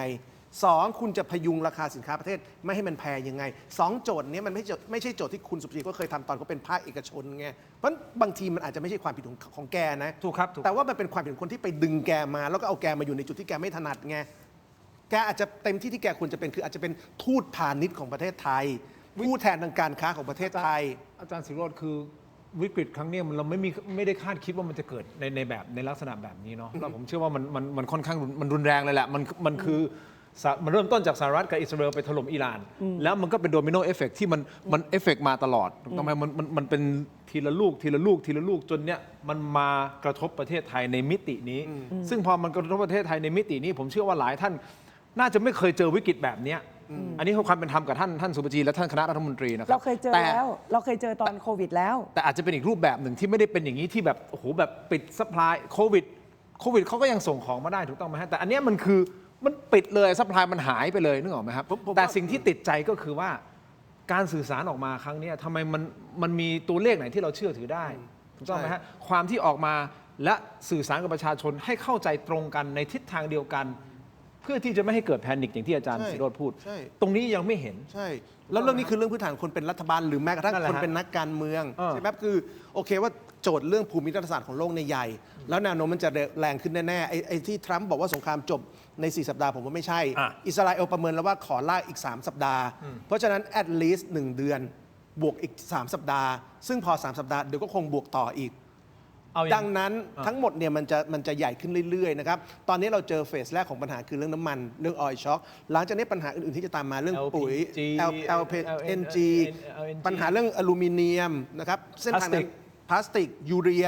นะครับทั้งหมดที่อยู่ในชีวิตเราฮีเลียมอีกฮีเลียมเนี่ยสำคัญสำหรับการผลิตชิปนะครับสำหรับการผลิตโทรศัพท์มือถือรถยนต์ไฟฟ้าชิปทั้งหมด AI ทั้งหมดเนี่ยนะครับ หายละ เบสอยู่ที่นั่น มันหายไปแล้วชิปอะ ทั้งหมดเนี่ยมันจะ มันหายไปแล้ว ทั้งหมดเนี่ยปัญหามันมีแต่จะก้อนใหญ่ขึ้นเรื่อยๆเพราะสมมติทินบอกว่าเห็นใจคนเหล่านี้เนี่ยผมก็ต้องบอกคนไทยว่าเราจะเจอปัญหาที่มันก้อนมวลปัญหามันจะใหญ่ขึ้น และคนเหล่านี้จะ เขาต้อง แก้ รับผิด ไม่ ชอบ ได้ คือเห็นใจแต่เขาต้องรับผิดชอบ ใช่ ไม่ได้แปลว่าเราเห็นใจเราจะไปแบบ แล้ว โอ้ไป แล้ว ไม่ใช่ แล้วผม เข กลัวว่า ต้องทำ เขาจะไม่มีศักยภาพจะแก้ได้ นั่นแหละ คือโจทย์วันนี้ยังเป็นโจทย์เบานะครับ ถ้าเป็นอาหารคือมันเป็นออเดิร์ฟเดี๋ยวเมนคอร์สมันจะมาหลังจากนี้อย่าลืมว่าณวันนี้เรากำลังพูดณเวลาที่น้ำมันเก่าเรายังมีนะ แต่หลังจากนี้ปัญหาน้ำมันเก่าที่มีเนี่ยจะหนักขึ้น นี่คือสัปดาห์แรกของปัญหาน้ำมันเก่านะ แต่หลังจากนี้น้ำมันเก่าจะลดลงแล้วปัญหาใหม่ปิโตรเคมีจะตามมาปุ๋ยจะตามมาปัญหามวลปัญหามันจะใหญ่ขึ้น ใหญ่กว่านี้อีก ใช่แล้วลองขอโทษนะครับลองนึกถึงรัฐมนตรีที่จะตามมานะ ปุ๋ยสุริยะจึงรุ่งเรืองกิจ ก็นี่ไง พลังงานเอกนัทเขาจะแฮนเดิลไหวไหม ใช่ ใช่ไหมสุภจีคนเดิมคุมกระทรวงพาณิชย์เอาแค่คุณนึกถึงคุณสุริยะแก้ปัญหาเรื่องปุ๋ยเกษตร กำลังจะบอกว่าคือทั้งหมดทั้งมวลเนี้ยดีว่าตอนเนี้ยคุณตั้งรัฐบาลกำลังจะตั้งรัฐมนตรี แต่คุณตั้งรัฐมนตรีในภาวะวิกฤตโลกเกิดขึ้นพอดี ครับ ดังนั้นเนี่ยคุณจะคิดเรื่องภาคเฉพาะการเมืองเนี่ยไม่ได้แล้วดิฉันคิดว่าณเวลาเนี้ยโจทย์ของคุณอนุทิน และผู้ที่จะเป็นผู้จัดการรัฐบาลในการจัดตั้งครมเนี่ยคุณจะต้องตีโจทย์ให้แตกว่า ครม.หรือว่ารัฐมนตรีที่จะมาเป็นดรีมทีมคุณเนี่ยมันจะต้องเป็นคนที่สามารถบริหารจัดการในภาวะวิกฤตได้ ไม่ว่าจะเป็นการบริหารจัดการแบบรวดเร็วเบ็ดเสร็จเป็นธรรมอ่ะ3 อย่างนี้ต้องคัดคุณภาพคน คุณจะบริหารจัดการโดยการไปเลือกคนที่มาจากความเดี๋ยวว่าแก้ปัญหาทางการเมืองคุณเนี่ยไม่ได้ เพราะว่าพอเสร็จเฟสนี้เสร็จอ่ะมันถึงจะไปปรับครม.เพื่ออาจจะเป็นโจทย์ที่คุณจะต้องทำเพื่อครม.การเมืองของคุณในอนาคตอ่ะแต่วันนี้ต้องเอาประเทศชาติและประชาชนรอดให้ได้ก่อน ต้องนึกถึงประชาชนให้มากคุณสุปจีก็อย่าเพิ่งนึกถึงเรื่องการค้าเสรีได้ไหมในนาทีนี้มันไม่ใช่เรื่องเกี่ยวกับการค้าเสรีวันนี้ก็คือเรื่องเกี่ยวกับว่าเราจะต้องเอาประชาชนเรารอดอย่างไรและทุกประเทศเขาทำหมดทุกประเทศมีการค้าเสรีเหมือนกันแต่จีนก็มีการค้าเสรีเหมือนกันเขตการค้าเสรีเอเซปไอ้ต่างๆเขามีหมดเลยแต่ขณะเดียวกันปรากฏจีนก็คุมบรรดาพวกแบบต่าง เขาไม่ส่งออก ๆไว้ที่ตัวเองเขาไม่ส่งออกเลย ปุ๋ยเป๋ยไม่ส่งแล้วนะ เขาไม่ส่งมาเพราะว่าจริงๆเราต้องซื้อปุ๋ยจากเขาเหมือนกัน แล้วเราจะต้องเอาพวกต่างๆมาจากรัสเซียเหมือนกัน แต่เขาก็ควบคุมของเขาหมด ดังนั้นเราจึงบอกว่าณเวลานี้คุณเลิกท่องคำว่าค้าเสรีล่าสุดมันมีรัฐมนตรีบางคนรัฐมนตรีบางคนแม้แต่กระทั่งคุณวิพัฒน์เนี่ยก็ยังท่องคำว่าค้าเสรีอยู่เลยคือแปลว่าน้ำมันจะต้องปั่นไปให้เพื่อนบ้านอ่ะคือเพราะฉะนั้นเนี่ยเราก็เลยมองว่าวันนี้ถ้าเกิดคือเสียงวิพากษ์วิจารณ์มันอื้ออึงอยู่แล้วแหละเราก็เป็นหนึ่งในคนที่จะต้องวิพากษ์วิจารณ์แต่อยากจะบอกนายกรัฐมนตรีว่าวันนี้เมื่อคุณมีอำนาจแล้วเนี่ยแล้วการคัดคนมามีอำนาจและใช้อำนาจนั้นน่ะมันจะต้องเบ็ดเสร็จเด็ดขาดเป็นธรรมแล้วก็รวดเร็วทันสถานการณ์และมีธรรมาภิบาลเกิดขึ้นกับประเทศอ่ะ โอเค งั้นดรมริกาดมอย่าดมก่อนนะครับเพราะผมไม่แน่ใจว่าหายใจทางไหนนะครับ พูดมาขนาดนี้นะครับคุณผู้ชมครับอันนี้ดมก่อนแต่อย่างนี้คุณผู้ชมมาไล่ไทม์ไลน์สั้นๆนิดนึงอาจารย์ให้กับดรมริกาไทม์ไลน์ของรัฐบาลนะครับจริงๆเมื่อวันที่ 17 มีนาคมที่ผ่านมาคุณบวรศักดิ์อุวันโนนะฮะรองนายกรัฐมนตรีฝ่ายกฎหมายก็ได้แสดงความคิดเห็นไทม์ไลน์การตั้งรัฐบาลโดยอธิบายเป็น 2 รูปแบบนะฮะรูปแบบที่ 1 คือหลังจากการโหวตนายกเสร็จสิ้นเป็นที่เรียบร้อยนะครับก็จะมีการนำรายชื่อนายกขึ้นทูลเกล้าและหลังจากมีพระบรมราชโองการโปรดเกล้าแต่งตั้งนายกแล้วจะมีการตรวจสอบประวัติและคุณสมบัติผู้ที่ถูกเสนอชื่อเป็นรัฐมนตรีหลังจากนั้นจะมีการนำรายชื่อครม.ชุดใหม่ขึ้นทูลเกล้าโดยคาดว่าจะได้ครม.ชุดใหม่ในช่วงวันที่ 10 ถึง 11 เมษายนหรืออย่างช้าอาจารย์บวรศักดิ์บอกว่าไม่น่าจะเกินวันที่ 16 เมษายน 2569 นี่คือรูปแบบที่ 1 ส่วนรูปแบบที่ 2 ครับคุณผู้ชมครับเนื่องจากสถานการณ์วิกฤตฉุกเฉินด้านพลังงานที่อยู่ในภาวะไม่ปกติจากสถานการณ์สู้รบตะวันออกกลางสามารถที่จะนำมาตรา 161 วรรค 3 ของรัฐธรรมนูญมาใช้โดยในการทูลเกล้าครม.ชุดใหม่จะมีการขอพระราชทานพระบรมราชวินิจฉัยเพื่อให้ครม.มีอำนาจเต็มในการบริหารประเทศเพื่อแก้วิกฤตโดยเฉพาะแม้จะยังไม่มีการแถลงนโยบายรัฐบาลต่อรัฐสภาก็ตามซึ่งรูปแบบนี้จะทำให้การทำงานของรัฐบาลครม.ชุดใหม่เนี่ยมีอำนาจเต็มรวดเร็วขึ้นนี่คือ2รูปแบบเอาไหมรูปแบบแรกก็คือรูปแบบตามคันลองปกติแล้วต้องมีแถลงนโยบายแล้วก็ทำงานถูกต้องไหมครับแต่รูปแบบที่2ที่อาจารย์บวรศักดิ์บอกว่าอย่างนี้ขอพระราชทานพระบรมราชวินิจฉัยไปเลยใช่ไหมถ้าท่านนะทรงโปรดเกล้าลงมาก็เป็นรัฐบาลอำนาจเต็มโดยที่ไม่ต้องแถลงนโยบายแล้วทำงานทันทีเลย2รูปแบบนี้คิดว่าจะเป็นรูปแบบไหนรูปแบบที่1รูปแบบที่2อาจารย์ก็ชอบแบบ พูดตรงๆนะอันรอบข้อที่2เนี่ยอาจารย์ก็ไม่น่าจะออกมาพูดหรอกเพราะว่ามันเป็นลักษณะโยนเผือกอ่ะมันบังควรไหมล่ะครับอันนี้คือความคิดเห็นส่วนตัวความคิดเห็นส่วนตัวค่ะแต่พอมาเป็นข่าวออกมาเราก็มันเป็นข่าวแล้วมันอาจารย์บวรศักดิ์เป็นผู้หลักผู้ใหญ่อ่ะมันเป็นเรื่องสมควรนะไหมอ่ะแล้วถ้าเกิดสมมติไม่ได้ทำตามนั้น หรือใดๆก็ตามแต่แล้วอาจารย์พูดไปทำไมอ่ะอาจารย์ก็ไม่ใช่อ่ะคือผมว่าเอาอย่างนี้ปัญหาของรัฐบาลกับการแก้ปัญหาเรื่องน้ำมันกับราคาสินค้าไม่ได้เกี่ยวกับการเป็นรัฐบาลที่มีอำนาจเต็มหรือไม่เต็มด้วยอำนาจแบบที่มีอยู่ตอนนี้รัฐบาลแก้ปัญหาได้ปัญหาไม่ได้อยู่ที่การยังไม่มีอำนาจเต็มหรือไม่ได้แถลงนโยบายนะครับอย่างเช่นเราก็เห็นแล้วคุณพิพัฒน์คุณก็เรียกผู้รับโรงกลั่นคุณก็เรียกทุกคนที่อยู่ในห่วงโซ่อุปทานน้ำมันมาคุยได้ลงกันขนส่งตัวแทนตอนนี้คุยกันอยู่ตอนนี้เพราะฉะนั้นเมื่อคุณเรียกมาคุยได้ก็แปลว่าปัญหาไม่ได้อยู่ที่การมีอำนาจเต็มหรือไม่มีปัญหาอยู่ที่สมองวิสัยทัศน์สมองตรงไปวิสัยทัศน์แล้วกันเบาหน่อยเกรงใจเดี๋ยวเขาไลน์ด่าว่าอาจารย์อยู่นี่ด่าผมหนักจังเลยก็เห็นอาจารย์ชี้ตรงสมอง แต่นี่แหละใช่ไหมครับคุณทิงคือผมก็ไม่อยากวิจารณ์อาจารย์บวรศักดิ์นะครับเพราะแกก็ไม่เคยว่าอะไรผมแต่ว่าอาจารย์บวรศักดิ์ตั้งโจทย์ที่ผิดให้สังคมอาจารย์บวรศักดิ์ทำให้คนเข้าใจผิดว่าที่ยังแก้ปัญหาน้ำมันไม่ได้ที่ยังแก้ปัญหาราคาสินค้าแพงไม่ได้เพราะไม่มีอำนาจเต็มไม่จริงสมมติวันนี้คุณสุปจีประกาศเลยว่าขอให้บริษัทที่ผลิตสินค้าอุปโภค5 แบรนด์ใหญ่ห้ามขึ้นราคาอาจารย์อย่างนี้นะ เรามาพูดตรงนี้เราวิพากษ์วิจารณ์จากคนนอกถูกต้องไหมจะใช้คำว่าด่าคุณผู้ชมอาจจะใช้คำว่าเราด่ารัฐบาลได้ใช่ฮะก็ยอมรับว่าด่าจริงถ้าวิจารณ์ ตามเสียง วิ วิ จา จาร ร ณ์ ณ์ อ่า โอเคแต่ในเวลาเดียวกันเราก็จะพยายามเสนอว่าแนวทางในการที่จะทำมันควรจะเป็นยังไงเมื่อวานนี้ท่านกรณ์จติกาวนิชมานั่งในรายการเมื่อวานนี้ท่านก็เสนอนะ ก็เป็น ท่านบอกว่า ข้อเสนอ ถ้าทำอย่างนี้นะไปลดภาษีสัมปทานมิตรซะ1 2 3 4ท่านพูดเป็นขั้นเป็นตอนคุณผู้ชมที่ยังไม่ได้ชมรายการเมื่อวานไปดูย้อนหลังนะฮะว่ามีการเสนอในรายการ ใช่ เพราะฉะนั้นวันเนี้ยใช่เราวิพากษ์วิจารณ์แต่ในเวลาเดียวกันอาจารย์เสนอกำลังจะเสนอใช่ไหมคุณสุปจีว่ายังไงว่ามาครับ ผมว่าเรื่องมาตรการในการลดภาษีเนี่ยรัฐบาลต้องทำใช่ไหมเพราะว่าตอนนี้ถ้าไม่ลดภาษีปัญหาเรื่องลงกลั่นแพงนู่นแพงนี่มันจะไม่จบนั้นสิ่งที่คุณกรณ์พูดเนี่ยถูกคือวันนี้รัฐบาลต้องตัดเงินที่จะไหลเข้ากระเป๋าตัวเองอะต้องใจเด็ดแล้วอะเพราะไม่อย่างนั้นเนี่ยประชาชนจะอ้วกคือคุณกรณ์พูดเนี่ยถูกเรื่องนี้ต้องลดเรื่องภาษี นั่นคือเรื่องของน้ำมัน อ่า คราวนี้เรื่องของสินค้าอุปโภคบริโภคบอกนะห้ามบริษัทใหญ่นะห้ามอะไรนะห้ามขึ้นราคาที่อาจารย์ ก็คือตอนนี้เขาขอขึ้นราคาสินค้า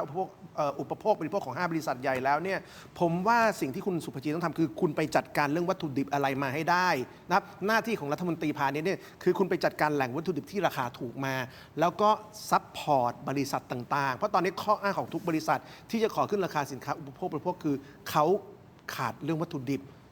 มันมาแพงเพราะฉะนั้นรัฐมนตรีจะช่วยเขาเรื่องเจรจาวัตถุดิบได้ไหมถ้าเจรจาได้ปัญหาของการขัดวัตถุดิบจนสินค้าแพงจะเบาลง 2. มาตรการในการเก็บภาษี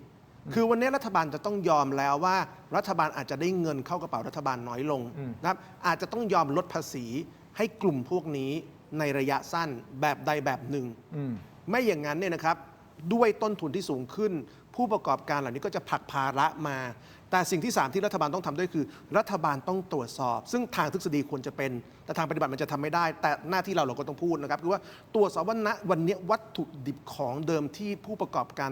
รแต่ละเจ้ามีเนี่ยมันจะใช้ได้อีกนานแค่ไหน สิ่งที่มันน่ากังวลคืออะไรรู้ไหมครับเราไม่มีทางรู้ว่าวัตถุดิบที่ผู้ประกอบการมีมันอาจจะใช้ได้อีก3 เดือน ซึ่งแปลว่าเขาจะไม่เจอปัญหาการขาดแคลน แต่เขาอ้างการขาดแคลนแล้วขอขึ้นราคา สิ่งนี้คือหน้าที่กระทรวงพาณิชย์โดยตรง หน้าที่คุณซุปเปอร์จีโดยตรง นี่คือเสนอแล้วนะครับ ไม่ได้แค่วิพากษ์วิจารณ์อย่างเดียวเสนอว่าคุณต้องทำอะไรยังไง แล้วก็ในฐานะที่ผมทำ product ด้วยหลาย product นะครับก็มีการพูดคุยกับจัดซื้อของผมเหมือนกั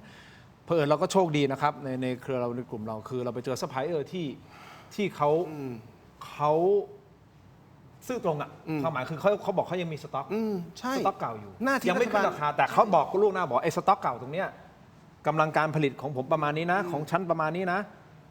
อีก 3 เดือนหรืออีก 2 ใช่ เดือน ใช่ แต่พี่ครับล็อตต่อไปอ่ะถ้าพี่จะสั่งมีโอกาสขึ้นราคานะครับเพราะต้องติดตามสถานการณ์ แต่ถ้าไปเจอคนที่ไม่ซื่อตรงนะดร.มาริกาความหมายคืออะไร ขึ้นเลย อ๋อไม่ได้แล้วของไม่มีนี่ต้องสั่งมาราคาขึ้นเลยทั้งที่ยังเป็นสต็อกเก่าก็คล้ายๆกับน้ำมันที่เป็นสต็อกเก่าแล้วบอกว่าราคามันขึ้น ซึ่งเรื่องทั้งหมดเนี้ยจริง ๆ รัฐบาลเนี่ยจะต้องมีข้อมูล ในทางทฤษฎีมันควรจะเป็นอย่างนั้น แต่ว่าในทางปฏิบัติเนี่ยผมไม่คาดหวังว่ารัฐบาลจะมีข้อมูล ตอนนี้ประชาชนเอกชนดูแลตัวเองอยู่ ในการที่จะไปพูดคุยกับซัพพลายเออร์โดยเฉพาะตอนนี้พลาสติกขึ้นใช่ไหมพลาสติกมันแนวโน้มขึ้นเพราะว่าอย่างขวดต่างๆไอ้เนี่ยสินค้าเนี่ยมันก็มาจากพลาสติก ใช่ หลอดมันมาจากพลาสติกหมด ใช่แล้วเดี๋ยวสักครับเรื่องปุ๋ยก็จะมาแล้วปุ๋ยปุ๊บ ใช่ เกษตรกรพังนะครับระบบการผลิตยูเรียในโลกนะครับเบสอยู่ที่ตะวันออกกลางนะครับหนักหน่วงมาก ครับ ก๊าซเดี๋ยวจะเป็นประเด็นใหญ่นะครับในสุดแล้วเนี่ยผมว่าแน่นอนว่าปัญหาระยะยาวเราก็ต้องพูดนะครับเช่น วันนี้เราเห็นแล้วว่าการที่ประเทศเราพึ่งพลังงานฟอสซิลเยอะเป็นประเด็นเป็นปัญหาจริงทำไมประเทศอื่นที่โครงสร้างอุตสาหกรรมใหญ่กว่าเรา ครับ ผลกระทบไม่เท่าเราอย่างเช่นเยอรมั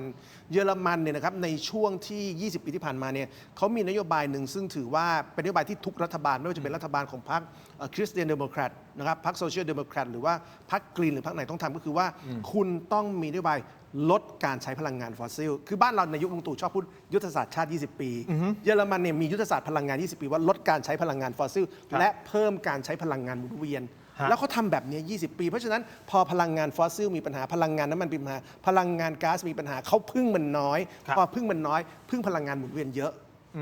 จบเลย โอเค นั่นแหละคือหน้าที่รัฐมนตรีพลังงาน แล้วผมหวังว่าเอกนัทพร้อมพันธ์ซึ่งเขาเรียนวิศวะอุตสาหกรรมเนี่ยนะครับเอกนัทจะคิดเรื่องพวกนี้ให้ได้ สั้นๆนิดเดียวก่อนที่จะไปฟังความเห็นเพิ่มเติมนะคุณผู้ชมครับอย่างนี้ฮะคุณผู้ชมเมื่อวานนี้เอานี้คุณกรณ์เสนอในรายการแล้วนะครับเพราะถามเหมือนกันว่า ในฐานะที่คุณกรณ์จติกาวนิชเป็นรัฐมนตรีคลังแห่งโลกประจำปี 2010 ต่อมาฮะโดยนิตยสาร The Banker ซึ่งเป็นเครือของ Financial Times เป็นนิตยสารด้านการเงินระดับโลกนะยกให้ท่านเป็นใช่ไหมฮะรัฐมนตรีคลังแห่งโลกปี 2010 ถ้าท่านมาบริหารเรื่องของน้ำมันท่านจะทำยังไง ท่านเสนออย่างนี้ผมสรุปคร่าวๆนะสำหรับคุณผู้ชมที่บางท่านที่อาจจะยังไม่ทราบว่ารายการเราก็นำเสนอแนวทางออกเหมือนกันนะครับคุณกรณ์ในฐานะอดีตขุนคลังเสนอให้รัฐบาลหั่นภาษีสรรพสามิตน้ำมันลงทันที 6 บาท และไปเก็บค่าธรรมเนียมลาบลอย หรือว่า windfall tax จากกลุ่มโรงกลั่น ที่กำลังฟันกำไรมหาศาลจากวิกฤตครั้งนี้อีก 3 บาทต่อลิตร เพื่อเอามาโปะช่วยชาวบ้าน ซึ่งจะทำให้ราคาน้ำมันลดลงได้ถึง 9 บาททันทีต่อลิตรฮะนี่คือสิ่งที่ท่านแนะนำทำไม่ทำไม่รู้ ซึ่งจริง ๆทำได้เลย ก็ไม่รู้ไง โดยอำนาจมาตรา 16 ของพรกเกี่ยวกับอำนาจนายกรัฐมนตรีด้านพลังงาน ทำหรือไม่ทำไม่รู้ แต่ท่านเสนอมาอย่างนี้ ก็ประเด็นคือเสนอแบบนี้คำถามก็คือถามว่าทำได้ไหมทำได้ค่ะ แต่คราวนี้จะทำไหม ไม่รู้ แต่ขณะเดียวกันก็ในเมื่อคนมีอำนาจคือนายกรัฐมนตรี ก็ถ้าเกิดท่านเนี่ยอยากมีอำนาจและท่านมีอำนาจแล้วก็ทำสิคะเนี่ย นี่แหละ มันมีมาตราพรกที่คุณทำได้ แล้วถ้าเกิดคิดไม่ได้ หรือถ้าเกิดรัฐมนตรีบางท่านที่นั่งอยู่ไม่ได้ช่วยท่านคิด ก็เนี่ยก็2 ข้อนี้ก็ทำได้เลย นี่นะฮะคุณผู้ชมคุณกรณ์พูดสอดคล้องกับอาจารย์ศิโรจน์บอกว่าวิกฤตนี้ก็ประจานให้เห็นเลยนะฮะว่าไทยพึ่งพาการนำเข้าพลังงานมากเกินไป รัฐบาลต้องเร่งผลักดันพลังงานทดแทนในประเทศ เช่น การดึงน้ำมันปาล์มมาทำเป็นไบโอดีเซลแบบเต็มสูบเลยนะฮะรวมถึงการสนับสนุนพลังงานแสงอาทิตย์ เพื่อที่จะเลิกยืมจมูกคนอื่นหายใจท่านอดีตรัฐมนตรีคลังพูดในรายการท่านกรณ์ เรื่อง จ นี้ ติกาวนิช เรื่องนี้ทุกคนพูดหมดแล้วแล้วก็คุณทินก็พูดเป็นคนแรกเนี่ยเรื่องเนี้ยไอ้เรื่องไบโอดีเซลเรื่องพลังงานทดแทนรายการเราน่ะพูดเป็นคนแรก แล้วก็สมาคมอุตสาหกรรมเนี่ยออกมาแถลงข่าวเป็นช็อตแรกเลย แล้วก็นอกจากนั้นแล้วก็มีท่านอื่นๆเนี่ยนะคะก็ลุกขึ้นมาพูดเป็นกันเป็นแผงเลย แต่เพียงแต่ว่าพอพูดเสร็จใช่ไหมแล้วล่าสุดวันนี้ใครอีกอะสมาคมที่ผลิตไบโอดีเซล7 สมาคมเขาบอกเลยว่าพวกเขาสามารถทำไบโอดีเซลได้เนี่ยนะคะ7 ล้านลิตรอะต่อเดือนต่อนั้นอะเพราะฉะนั้นเนี่ยพอไหมแล้วถ้าเกิดไม่พอแล้วเท่าไหร่แล้วจะเพิ่มศักยภาพเขาอย่างไรเวลาล่าสุดสมาคมไบโอดีเซลลุกขึ้นมาแล้ว7 สมาคมท่านก็แปลว่าทุกเสียงในประเทศเนี้ยรวมทั้งเสียงคุณกรณ์เนี่ยก็เป็นเสียงเดียวกันว่าเฮ้ยมันควรจะมีทางออกได้ ใช่แต่ปัญหาใหญ่ก็คือว่าทุนพลังงานบ้านเราเนี่ยคือสปอนเซอร์ใหญ่ของทุกพรรครัฐบาลใช่ไหมครับแล้วทุนพลังงานบ้านเราเขาใหญ่จนเขาสามารถตีกอล์ฟกับอดีตนายกได้แทบทุกคนนะเพราะฉะนั้นสิ่งที่เราพูดมาทั้งหมดเนี่ยนะครับ make sense หมดเลยในฐานะประชาชน แต่สำหรับเจ้าสัวพลังงานมันไม่ make sense เลยเพราะเงินในกระเป๋าเขาหายไปเท่าไหร่อย่างเวลาเราพูดเรื่องคุณกรณ์พูดเรื่องพลังงานหมุนเวียนพลังงานแสงอาทิตย์เรื่องหนึ่งที่ NGO หรือนักวิชาการเรียกร้องคือบ้านเราเนี่ยมันแดดแรงเราสามารถทำระบบพลังงานแสงอาทิตย์ตามหลังคาบ้านประชาชนก็ได้ แล้วให้มันขายกลับเข้ายังระบบยังได้เนี่ยแต่บ้านเราเขาไม่ยอมทำกัน คือถ้าคุณทำอย่างนั้นได้เนี่ยคุณจะมีทั้งประเทศมันจะเป็นแหล่งผลิตพลังงานไฟฟ้าพลังงานแสงอาทิตย์ขนาดใหญ่แต่บ้านเราเขาคิดว่าถ้าทำอย่างนั้นเนี่ยมันเกิดความไม่มั่นคงทางพลังงานขณะที่อเมริกาทำได้เยอรมันทำได้บ้านเราเจ้าสัวพลังงานทำให้รัฐบาลและข้าราชการเชื่อว่าถ้าทำแบบนั้นระบบพลังงานไม่มั่นคงต้องมีโรงไฟฟ้าขนาดใหญ่เป็นฐาน จริง อย่างนี้นะฮะคุณผู้ชม ถ้าย้อนกลับไปในช่วงเราไทยกับกัมพูชา ครับ มีเสียงเรียกร้องจากประชาชนแล้วจากสื่อนะฮะว่าทางรัฐบาลจะแก้ไขเรื่องของปัญหาสแกมเมอร์จำได้ไหมอย่างไร และอึกอักตลอด จนทำให้ประชาชนตั้งข้อสงสัยเอ๊ะทำไมไม่ชัดเจนในเรื่องของการปราบสแกมเมอร์ว่าตกลงมันคืออะไรยังไงถูกต้องไหมฮะว่ามีอะไรกับเขมรหรือเปล่า หรือมีคนที่เกี่ยวข้องไปยุ่งไปเป็นส่วน หรือเปล่า กับเขมรหรือเปล่านั่นคือคำถามนะตอนนั้นนะแล้วพอมาครั้งนี้ อึกอักอีกแล้ว คือได้ถูกไหมอันนี้คือมีคนวิเคราะห์อย่างนี้เลยนะเนี่ยไอ้ความอึกอักมันคล้ายๆกันนะกับช่วงนั้นน่ะก็เลยเกิดคำถามว่าแล้วตกลง อึกอักอีกแล้ว ทำไมอึกอักเพราะอะไรยังไงนะครับและล่าสุดคุณผู้ชมครับมีกระแสข่าวว่าผู้ว่าราชการจังหวัดสตึงเตรงของกัมพูชานะครับท่านซอสุพุตราให้สัมภาษณ์กับสื่อมวลชนอ้างว่ากัมพูชานำเข้าน้ำมันจากไทย โดยใช้เส้นทางอ้อมผ่านสปป.ลาวใช่ไหมฮะที่พี่ติ่งพูดไป โดยวันนี้เองครับท่านพลตรีวินไทยสุวารีโฆษกกองทัพบกนะครับเสต้อเนี่ยนะฮะชี้แจงข้อเท็จจริงระบุว่ามีการตรวจสอบและควบคุมการขนส่งน้ำมันอย่างเข้มงวดนะครับซึ่งไม่พบการลักลอบจำหน่ายให้กับกัมพูชาส่วนกรณีที่มีการเผยแพร่คลิปนายซอให้สัมภาษณ์สื่อเรื่องนำเข้าน้ำมันไทยเนี่ยผ่านทางสปป.ลาวนั้นพบว่ามีการแปลภาษาที่คลาดเคลื่อน โดยข้อความที่ถูกต้องคือ ยอมรับว่าในขณะที่เรามีปัญหากับประเทศไทยสินค้าไทยบางประเภท ได้ผ่านแดนจากประเทศลาวเข้าสู่กัมพูชา ซึ่งมีอยู่จริงครับท่านบอกงี้ เพราะว่าเราไม่สามารถปิดกั้นสินค้าเหล่านั้นไม่ให้เข้าสู่กัมพูชาได้ฟังเสียงบางช่วงบางตอนครับ ខ្ញុំទទួលស្គាល់ថានៅក្រៅពេលដែលយើងមានបញ្ហាជាមួយនឹងប្រទេសថៃទំនិញមួយចំនួនបានឆ្លងចូលដែលបិទព្រំដែនជាមួយថៃហើយក៏ប៉ុន្តែទំនិញមួយចំនួនរបស់ប្រទេសថៃបានចូលមកតាមច្រករបស់ឡាវហើយឆ្លងចូលមកកម្ពុជានេះគឺពិតជាមានពីព្រោះអីពីព្រោះថាយើងមិនអាចហាមឃាត់មិនឲ្យទំនិញទាំងអស់នោះហូរចូលមកកម្ពុជាបានទេរដ្ឋាភិបាលក៏មិនអាចចេញនូវសេចក្តីសម្រេចណាមួយស្ដីពីការដាក់បំរាមទាំងស្រុងមិនឲ្យទំនិញថៃចូលមកដែរពីព្រោះអីពីព្រោះកម្ពុជាជាសមាជិករបស់អង្គការពាណិជ្ជកម្មពិភពលោកអញ្ចឹងកម្ពុជាមិនអាចបដិសេធទំនិញណាមួយរបស់ប្រទេស คิดว่ามีการลักลอบส่งน้ำมันให้กัมพูชาหรือไม่คำถามเลย มีและมี มี โคตรเชื่อว่าจะมี very เชื่อ ไม่มีทางจะไม่มี very very เชื่อเลย ใช่ ใช้คำนี้เลยเหรอ ใช่ครับ unbelievable ที่จะไม่มี ที่ลักลอบส่งไปให้ มีแน่นอน ก่อนหน้านี้ด้วยอ้าวเรา คุณเชื่อคนในประเทศคนมีอำนาจที่บอกว่าไม่ส่งปะอะไรที่ทำให้คุณเชื่อเขา คำพูดเหรอ่ะ คุณเชื่อเขาเหรอ ผมไม่เชื่อ ผมไม่ออกเสียง no comment ไม่ได้คุณต้องออกมั่งคุณไม่ได้เป็นประธาน เดี๋ยว ส จะหา ภา ว่าผมไม่เป็นกลางหาว่าผมเข้าข้างคนนู้นคนนี้คนนั้นอีก ทินคุณไม่ใช่โสพลสารัมคุณพูดได้ โสพลสา เอา รัม งี้ ปิดประชุมสภาวันนี้โสพลสารัมบอกว่าห้ามเพิดปิดประชุมสภาค่ะ แต่ฉันจะบอกว่าจริง ๆ แล้วอ่ะคือไม่ต้องไปถามหรอกว่าเราเชื่อเขาหรือไม่เราเชื่อใคร แต่เราจงดูพฤติการที่เกิดขึ้น ใช่ นั่นก็คือว่ารถขนส่งน้ำมันเนี่ยก็คือจอดแล้วก็เข้าไปจริง ๆ แล้วก็เป็นข่าวไปแล้ว และอันที่หนึ่งส่วนอันที่สองก็คือ ปิดประเทศขนาดนี้อะเขมรอยู่ได้ยังไงก่อน ไม่ลดลาวาซอกอันที่สามก่อนผู้ว่าจังหวัดนี้ออกมาพูดเนี่ยคำถามก็คือว่าเขาก็ไม่ได้เป็นคือผู้ว่าคนที่พูดเนี่ยนะคำถามก็คืออีที่พูดนี่คือพูดหน้าตาใสมากเลยนะ เห็นไหมก็เขาบริโภคได้จริงอ่ะแล้วก็ไม่ใช่แค่น้ำมันด้วยมีอย่างอื่น คือมันก็จะมีขบวนการมดงานที่ขนไปอ่ะแล้วผลประโยชน์อ่ะคือมันได้ราคาไง คือเรากำลังพูดถึงประเทศเรานะครับที่เราปล่อยให้เขมรเนี่ยสร้างบ่อนลุกล้ำเข้ามาในเขตไทย เป็นเวลา 15 ปี แล้วก็มีการตัดถนนของไทยด้วยงบคนไทยเฉียดไปยังบ่อนเขมรที่ลุกเข้ามาในเขตไทย เขาบอกเฉียดมันตรงไปเลยไม่ใช่เหรอเฉียดด้วยเหรอ ตรงไป อ เลย ยู่ข้างในครับ ผมเป็นคนขี้เกรงใจไงครับ ผมก็ไม่อยากพูดให้เจ้าหน้าที่เขาโกรธ แต่ว่าตรงๆมันก็คืออย่างนั้นนะครับ มันสร้างบ่อนเข้ามาในเขตไทย แล้วเราก็เอางบคนไทยเนี่ยตัดถนนเข้าไปตรงบ่อนนะครับ แล้วมันเป็นอย่างนี้ย15 ปี 20 ปีอะคุณจะเอาอะไรกับประเทศนี้ เพราะฉะนั้นปี 2 ปีหรือเดือน 3 เดือนนี้เนี่ย ง่ายมาก ก็ง่ายมากกับการที่จะ ชายแดนเขาอยู่กันมาอย่างนี้ เอาอย่างนี้ให้ความเป็นธรรมเขาหน่อย วันนี้นะครับการแถลงของศูนย์บริหาร และติดตามสถานการณ์การสู้รบในภูมิภาคตะวันออกกลางสบกนะฮะรองอธิบดีกรมธุรกิจพลังงานนะฮะท่านวุฒิทัศน์ตันติเวชนะฮะท่านได้ตอบคำถามถึงเรื่องกระแสข่าวว่ามีการส่งออกน้ำมันไปยังกัมพูชาใช่หรือไม่ โดยกรมธุรกิจพลังงานขอยืนยันว่าไม่มีการส่งออกน้ำมันไปยังกัมพูชาและไม่ได้รับรายงานว่ามีการลักลอบการขนส่งน้ำมันไปยังกัมพูชาอย่างแน่นอน อันนี้ท่านแถลงแบบนี้เราก็รับไว้นะครับคุณผู้ชมครับเราไปอีกนิดนึงสั้นๆได้ไหมไหนๆพูดถึงเรื่องน้ำมันคุณผู้ชมครับคราวนี้ที่เงินดอลลาร์เนี่ยกลายเป็นสกุลเงินที่มีการใช้กันทั่วโลกแล้วมีการเป็นสกุลกลางที่ทุกคนต้องยึดเนี่ย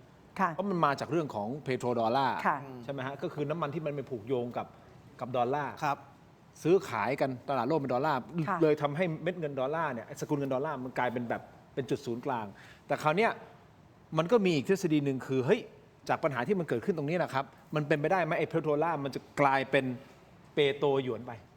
เป็นเงินหยวนไปผมไม่เชื่อเลยเป็นเงินหยวนแทนจะเป็นดอลลาร์ผมว่าอีกนานคือผมว่าเรื่องนี้เป็นเรื่องที่พูดกันมานานเหมือนกับเรื่องที่เราได้ยินมา20-30 ปีว่าคือ20-30 ปีที่แล้วเนี่ยบางคนว่าจีนจะเป็นมหาอำนาจอันดับหนึ่งของโลกนะครับซึ่งมันก็ยังไม่เกิดเพราะฉะนั้นความยิ่งใหญ่ของจีนความยิ่งใหญ่ของสกุลเงินจีนเนี่ยมีมากขึ้นแน่ๆแต่ถึงขั้นจะเป็นอัตราการเนี่ยผมว่ายังอีกไกลนะครับผมว่าโหกว่าที่ดอลลาร์มันจะกลายเป็นค่าเงินหลักที่มันใช้เนี่ย ในประเทศในโลกได้เนี่ยมันใช้เวลาไม่น้อยนะกว่าที่มันจะมาแทนเงินปอนด์ได้เนี่ยมันเป็นเวลาเกือบครึ่งศตวรรษนะมันการเปลี่ยนค่าเงินการเปลี่ยนมันไม่ใช่ปุบปับที่เราคิดว่ามันจะเปลี่ยนได้ไง แต่ตอนนี้มันมีสมาคมบริกไงบริกเนี่ยมันเริ่มต้นไปแล้วก็จะมีจีนมีรัสเซียมีอังกฤษด้วยแล้วก็มีอินเดียมีอะไรเงี้ยบริกมันเริ่มต้นไปแล้วว่าจะทำการเอาสกุลเงินของแต่ละประเทศในกลุ่มเนี่ยขึ้นมาแล้วก็โดยเฉพาะตอนนี้ก็หยวนก็ถือว่าเป็นสกุลหนึ่งที่เวลาซื้อขายของระหว่างประเทศอะไรอย่างเงี้ยก็ยอมรับกันในกลุ่มเพราะฉะนั้นอันเนี้ยมันเริ่มต้นละแต่อันที่หนึ่งนะอันที่สองก็คือว่าตอนนี้อิหร่านเนี่ยเวลาขายน้ำมันลักลอบขายอ่ะเขาก็ไม่ได้ขายเป็นดอลลาร์ก็ขายเป็นหยวน หยวน ขาย ใช่ เป็น ล่าสุด ใช่ มีเรือลำหนึ่ง ใช่ ที่เขาให้ปล่อยผ่านเพราะว่า ใช่ ซื้อ ใครซื้อเป็นหยวนก็ปล่อยผ่านเลย เพราะฉะนั้นตอนนี้ถ้าเกิดศึกครั้งนี้อิหร่านสามารถเป็นเจ้าพ่อในเขตตะวันออกกลางนั้นได้ เปลี่ยนจากประเทศอื่นเป็นประเทศอิหร่านนะคะดิฉันคิดว่าไอ้เรื่องความที่ว่าสกุลเงินที่จะปรับเปลี่ยนไปได้บ้างเนี่ยก็มีโอกาสสูงอันเนี้ยมีโอกาสสูง ถึงแม้มันจะไม่ได้ง่ายหรือว่าทั้งประเทศนะ คือนึกง่ายๆพวกเราสมมติมีคนวางให้เรา$1,000กับ1,000 หยวนเอาอะไร มันตอนนี้มันยังเป็นอย่างนั้นไง ใช่ แต่ว่า ใช่ ในทิศทางในอนาคตเนี่ย คือผมว่าหยวนแข็งขึ้นแน่ๆแต่จะบอกว่าแทนดอลลาร์เนี่ยผมว่ายังยากอยู่ คุณผู้ชมครับไหนๆพูดถึงเรื่องของอิหร่านและพูดถึงช่องแคบฮอร์มุสนิดหนึ่งคุณผู้ชมครับ เมื่อวานนี้นะฮะเป็นที่ฮือฮาในโลกโซเชียลครับ เพราะมีการออกมาให้ข้อมูลเกี่ยวกับเรื่องของคนบนเรือ คนบนเรือมะยุรีนารีนะครับ ครับ 3 คนที่อยู่บนเรือนะครับคุณผู้ชมพลเรือเอกไพโรจน์เฟื่องจันทร์ผบทรให้ข้อมูลว่ากองทัพเรือโอมานได้แจ้งประสานมาว่าเมื่อ2 วันก่อนนะครับเรือมะยุรีนารีได้ลอยลำข้ามแดนเข้าไปในเขตน่านน้ำของประเทศอิหร่านแล้วนะครับทำให้กองทัพเรือโอมานไม่สามารถติดตามเรือเข้าไปช่วยเหลือต่อได้นะฮะเรือนี่คือพอเครื่องยนต์ไม่ทำงานพออะไรปุ๊บเนี่ยมันลอยไปเรื่อยๆนะครับกระแสน้ำเป็นยังไงถึงแม้จะเป็นเรือลำใหญ่ขนาดนี้แต่กระแสน้ำทะเลปุ๊บมันไปแล้วนะครับจากรายงานเบื้องต้นนะฮะเบื้องต้นนะคุณผู้ชมครับประเมินว่าลูกเรือไทยทั้ง3 คนยังมีเขาใช้คำนี้ว่าสภาวะปลอดภัยอยู่บนเรือนะครับคุณผู้ชม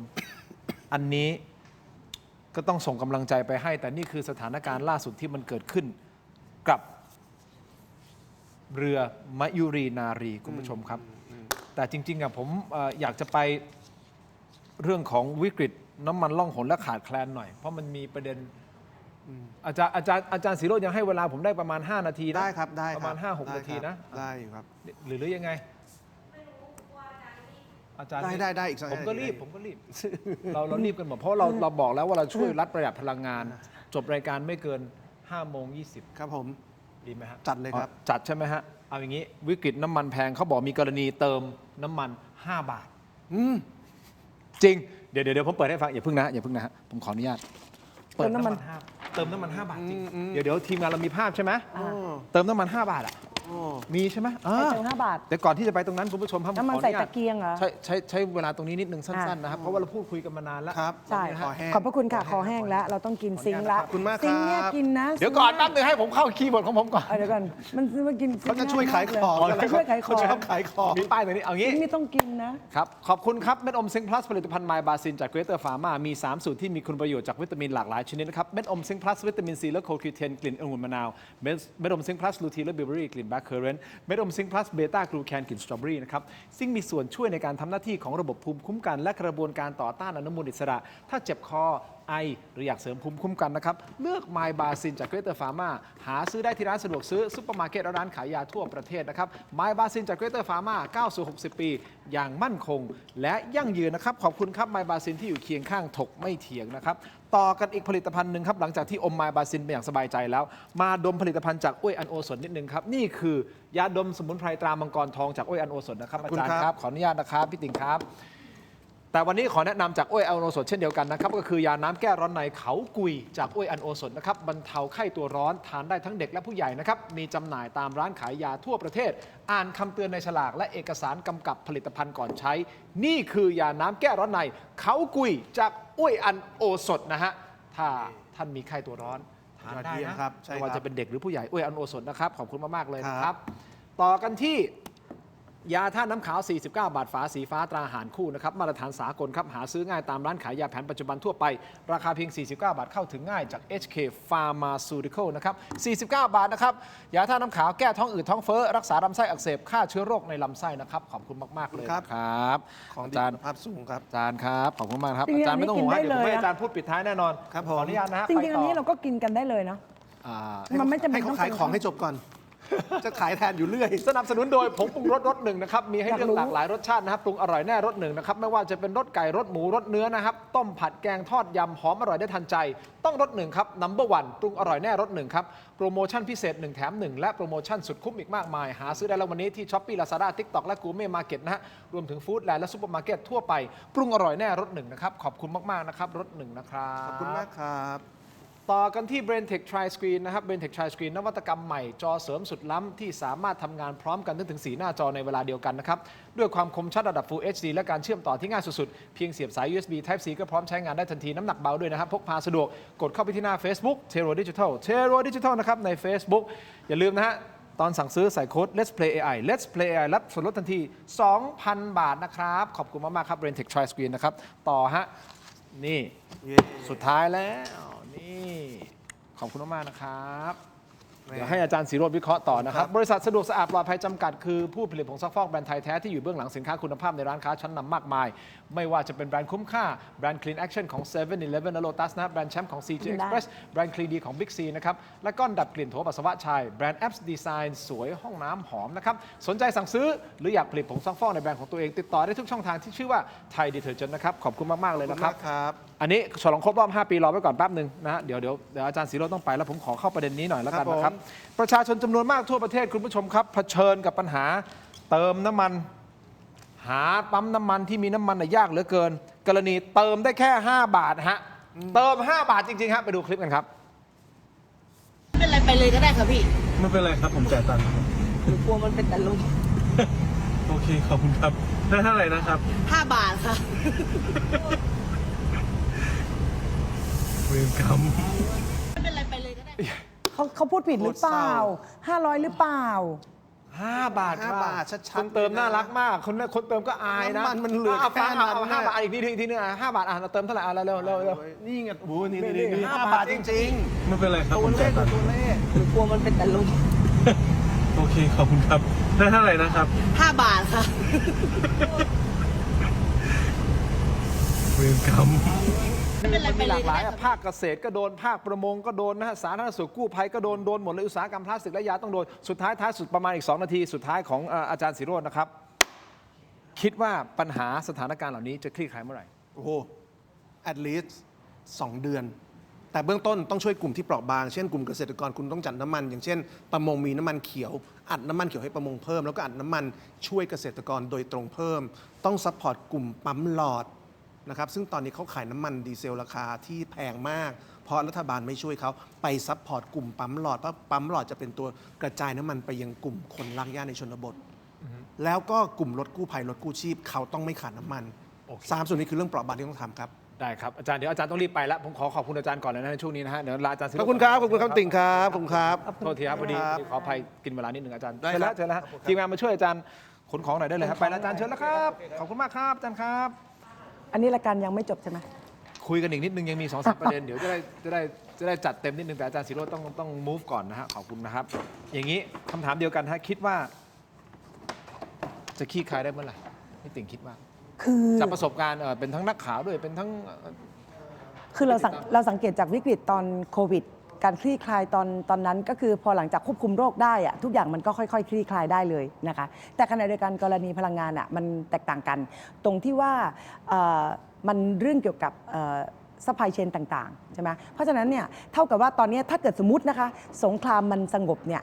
แต่วิกฤตเศรษฐกิจอะมันยังไม่คลี่คลายง่ายหรอกมันยาว เพียงแต่ว่าปัจจัยที่เรามีอยู่ในประเทศเราจัดสรรก่อนจัดสรรให้เป็นธรรมแล้วก็คลี่คลายสถานการณ์ภายในประเทศใดประเทศหนึ่งประเทศนั้น การบริหารจัดการของรัฐบาลเนี่ยนะคะให้มันคลี่คลาย แต่ว่าถ้าเกิดลักษณะที่ว่าไอ้พวกแบบซัพพลายเชนทั้งหลายที่มันจะต้องมาจากต่างประเทศอ่ะไอ้พวกปัจจัยการผลิตทั้งหลายพวกนั้นอ่ะดิฉันคิดว่ามันจะไปเผชิญกับศึกใหญ่หลังจากที่สงครามจบและมันจริงๆสงครามก็ไม่ได้ทำท่าจะจบด้วย ดูว่ายากใช่ไหม ยากแล้วก็เพราะฉะนั้นคือการจัดการก็คือต้องบริหารจัดการโดยช่วยกันภายในประเทศให้มาก บริหารจัดการโดยที่ดึงศักยภาพนะคะทางการทูตนะคะแล้วก็ทูตทางด้านการเมืองต่างๆเนี่ยแต่ละประเทศที่มันเป็นคนที่ยังมีอยู่อย่างรัสเซียเราต้องพึ่งเขาจีนอย่างเงี้ยเราต้องพึ่งพาเขาว่าอะไรที่เราขอแบ่งปันซื้อขายจากเขาได้บ้างและรวมทั้งอเมริกาซึ่ง3ประเทศหลักนี้นอกเหนือจากเขาอย่างเช่นกรณีน้ำมันเนี่ยอเมริกาผลิตมากที่สุดนะแต่ว่าเราอ่ะมีตรงส่วนนั้นมากน้อยแค่ไหนอย่างไรอย่างเงี้ยเพราะฉะนั้นไอ้เรื่องพวกนี้ส่วนหนึ่งแต่ว่าเรื่องที่จะต้องมีการลดภาระประชาชนเนี่ยอันนี้รัฐบาลต้องคิดให้มาก ส่วนขณะเดียวกันเนี่ยจะต้องไปบริหารจัดการกองทุนต่างๆที่จะต้องไปซับซิดีประชาชนไม่ใช่แค่กองทุนพลังงานเดี๋ยวจะต้องมีกองทุนที่เกี่ยวข้องกับการซัพพอร์ตซับซิดีเรื่องของแพงด้วยอย่างเช่นสมมติของขึ้นไปอ่ะสมมติไข่ก่อนเดี๋ยวตัวชี้วัดคือไข่กับมาม่าเพราะตอนนี้บรรดาพวกผู้ผลิตอ่ะเขาเตรียมขึ้นแท่นแล้วตอนนี้กำลังคุมราคาอยู่นะคะเพราะฉะนั้นเนี่ยถ้าเกิดวิกฤตเมื่อใดอ่ะพวกนี้จะขึ้นเลยบาท2 บาท 3 บาทขึ้นเลยขึ้นได้แต่ทีนี้เพราะฉะนั้นเนี่ยปัจจัยพวกนี้มันกำลังเตรียมที่จะก่อมันจะยิ่งกว่าสงครามอีกกำลังก่อตัว กำลังก่อตัวอยู่ แล้วกำลังจะมา ค่ะ และสงกรานต์ก็กำลังจะมาด้วย ใช่ค่ะ มันจะหลายอย่างแล้วนะฮะการเดินทาง ใช่ค่ะ ทั้งหมด แล้วกรณีสงกรานต์นี่สำคัญมากเลยนะคะเพราะว่าคราวที่แล้วจำได้ไหมคะรัฐบาลพลเอกประยุทธ์เคยโดนด่าตอนสงกรานต์ที่ห้ามขึ้นรถอะไรต่างๆเพราะฉะนั้นเนี่ยอันเนี้ยมันจะเป็นเขาเรียกว่าวัฒนธรรมของประชาชนชาวไทยคุณหักดิบอารมณ์ประชาชนไม่ได้ไงดังนั้นอันนี้ก็ต้องบริหารจัดการอย่างเช่นต้องบริหารเรื่องการเดินทางแล้วไหมรถอะไรคู่หรือขี้ควรจะต้องเดินทางอันนี้ก็ต้องพูดละเหมือนแบบที่คุณยกตัวอย่างเมียนมานะอันนั้นก็คือบางประเทศเขาก็บริหารจัดการอย่างนั้นแล้วเราเนี่ยคือสามารถเอาโมเดลหลายๆโมเดลเนี่ยมาวางแผนได้เลยว่าจะเอาโมเดลตรงไหนยังมีความคาดหวังนะครับว่าสุดท้ายพอรัฐบาลวันนี้บทนายกแล้วใช่ไหมครับเสร็จปุ๊บเนี่ยเอาแหละอำนาจเป็นนายกเต็มที่แล้วถูกต้องไหมครับก็จัดการแล้วผมคาดหวังนะว่าจะออกมาแล้วบอกโอเคนี่คือสิ่งที่เราจะทำ1 2 3 4 5 6 7 8 9 10ปึ้งม้วนเดียวจบประชาชนเห็นแล้วเห็นภาพแล้วโอเคเราไปต่อคาดหวังว่าจะเป็นอย่างนั้นคาดหวังว่าจะเป็นอย่างนั้นและดิฉันก็มั่นใจว่าการที่มีอำนาจแบบเบ็ดเสร็จของรัฐบาลชุดนี้แล้วก็แม้ขนาดที่เขามั่นใจว่าเขาสามารถอยู่ได้ยาวเนี่ยดังนั้นดิฉันก็คิดว่าก่อนที่จะอยู่ยาวเนี่ยมันต้องนึกถึงสายป่านของชีวิตประชาชนในสภาวะวิกฤตตรงนี้ก่อนแล้วเราอยากจะให้แก้ไขปัญหาโดยที่เอาการเมืองวางไว้ข้างหลังแล้วก็เอาเรื่องเกี่ยวกับยุทธศาสตร์ชาติในการแก้ไขปัญหาก่อนนั้นผมยกตัวอย่างสั้นๆนิดเดียวคุณผู้ชมครับถ้าภาคการเกษตรเนี่ยการขาดแคลนน้ำมันดีเซลสำหรับรถเกี่ยวข้าวแล้วก็เครื่องสูบน้ำต่างๆอันเนี้ยคือโดนแน่นอนและราคาปุ๋ยยูเรียครับพุ่งสูงเกือบเท่าตัวนะครับเขาบอกว่าจาก800 บาทนะฮะไปถึง 1,400 บาทแล้วนะครับนี่คือภาคการเกษตรนะยกตัวอย่างสั้นๆภาคประมงคุณผู้ชมครับชาวประมงต้องจอดเรือทิ้งไว้เพราะสู้ต้นทุนไม่ไหวนี่คือปุ๋ยใช่ไหมเนี่ยกรณีปุ๋ยเนี่ยขึ้นเนี่ยอันนี้คือเป็นการขึ้นโดยผิดปกตินะคะอันนี้กระทรวงพาณิชย์จะต้องเป็นคนคุมราคาแล้วก็ล่าสุดเนี่ยประกาศน่าจะอยู่ใน1 ใน 59หรือเปล่าหรืออย่างไรเนี่ยคือเพราะว่าจริงๆปุ๋ยขึ้นตอนนี้ไม่ใช่นะคะเพราะเนี่ยมันเป็นราคาเดิมก่อนวิกฤตเพราะฉะนั้นจะต้องคุมราคาปุ๋ยก่อนอันนี้คือเป็นล็อตเดิมครับภาคประมงคุณผู้ชมครับชาวประมงจอดเรือทิ้งไว้เพราะสู้ต้นทุนไม่ไหวน้ำมันเขียวสำหรับชาวประมงราคาพุ่งไปถึง35 บาทต่อลิตรทำให้สินค้าแน่นอนแหละพอต้นทุนมันเพิ่มขึ้นสินค้าที่เป็นสัตว์น้ำมันปรับตัวขึ้นตามลำดับปุ๊บเขาบอกร้านอาหารหรืออะไรบางทีสมมติเขาสั่ง500 โลสมมติเขาสั่ง100 โลเขากลายเป็นสั่ง50 โลเพราะก็ไม่รู้ว่าพอสั่ง50 โลราคามันขึ้นมันก็ต้องไปขึ้นราคาขายแล้วผู้บริโภคราคาขายเพิ่มราคาลดปริมาณนั่นแหละมันก็จะเหนื่อยนิดนึงสาธารณสุขและกู้ภัยครับในมุมนี้รถกู้ภัยหลายแห่งต้องประกาศงดให้บริการเคสทั่วไปเช่นรับส่งผู้ป่วยพวกพ่วงแบตพวกที่ปกติที่เขาทำได้นะเพื่ออะไรฮะเพื่อสงวนน้ำมันไว้เฉพาะเคสฉุกเฉินเท่านั้นนะครับอุตสาหกรรมพลาสติกและก็ยาขาดแคลนเม็ดพลาสติกที่เป็นสังตั้งต้นทำให้กระทบไปถึงการผลิตขวดน้ำเกลือเองก็ดีแกลลอนน้ำยาล้างไตต่างๆซองบรรจุภัณฑ์ต่างๆเองก็ดีรวมถึงซองบะหมี่กึ่งสำเร็จรูปเป็นต้นอันเนี้ยมันนี่คือยกตัวอย่างเข้าสถานการณ์ที่เรากำลังพูดคุยกันอยู่นะครับส่วนทางด้านของท่านพิพัฒน์ราชกิจประการที่บอกว่าจะจับแก้ผ้าดูทีละคนว่าใครกักตุนเนี่ยผมไม่แน่ใจว่าทางทีมงานตามสถานการณ์แล้วยังมีความคืบหน้ายังไงไหมยังประชุมอยู่หรือเปล่าหรือยังไงหรือมี ตรวจสอบให้ผมนิดนึงนะครับ ผมอยากรู้เหลือเกินนะว่าสุดท้ายสุดเนี่ยจะหาได้ไหมว่าไอ้น้ำมันที่มันหายไปอ่ะมันหายไปไหนแล้วใครกักตุนไว้ถ้ามีคนกักตุนนะครับผมก็ไม่รู้เหมือนกันว่ามีหรือไม่มี แต่ว่าประชาชนสงสัยสื่อสงสัยทุกคนสงสัยนะครับว่าตกลงมันไปไหนถูกต้องไหมครับในระหว่างที่ทีมงานหาข้อมูลเพิ่มเติมผมขออนุญาตไปที่เกาะเกชเกาะเกชนิดนึงทั่วโลกจับตาเกาะเกชทำไมต้องจับตาผมเล่าอย่างนี้ให้คุณผู้ชมฟังก่อนนะครับนี่คือข้อมูลครับสาเหตุที่เกาะนี้ถูกจับตาอย่างหนักในช่วงนี้เพราะว่าสื่อต่างประเทศรายงานว่าอิหร่านได้เปลี่ยนเกาะเกชให้กลายเป็นเมืองขีปนาวุธใต้ดินครับโดยมีรายละเอียดที่น่าสนใจดังนี้นะฮะใช้ธรรมชาติเป็นเกราะกำบังครับอิหร่านได้ขุดเจาะพื้นที่ใต้ถ้ำเกลือเพื่อสร้างฐานทัพใต้ดินโดยอาศัยความหนาแน่นของชั้นหินปูนและโครงสร้างทางธรรมชาติเป็นเกราะป้องกันชั้นยอดซึ่งทนทานและยากต่อการถูกทำลายแม้ศัตรูจะใช้ระเบิดเจาะบังเกอร์ก็เจาะได้ยากมากคือเกาะตรงนี้นะครับ 2. คลังแสงและอาวุธลับภายใต้ฐานทัพนี้นะครับไม่ได้มีแค่ป้องกันเท่านั้นนะฮะแต่ยังเป็นจุดซุกซ่อนอาวุธยุทโธปกรณ์จำนวนมหาศาลทั้งฐานขีปนาวุธและฝูงเรือเร็วโจมตีที่พร้อมปฏิบัติการนะครับคุณผู้ชมครับอันนี้มันเป็นฐานทัพลับใช่หรือไม่และทำไมมันถึงออกมามีข่าวตอนนี้ถึงแม้มันจะเป็นฐานทัพลับก็ตามหรือมีการตั้งใจปล่อยข่าวให้โลกรับรู้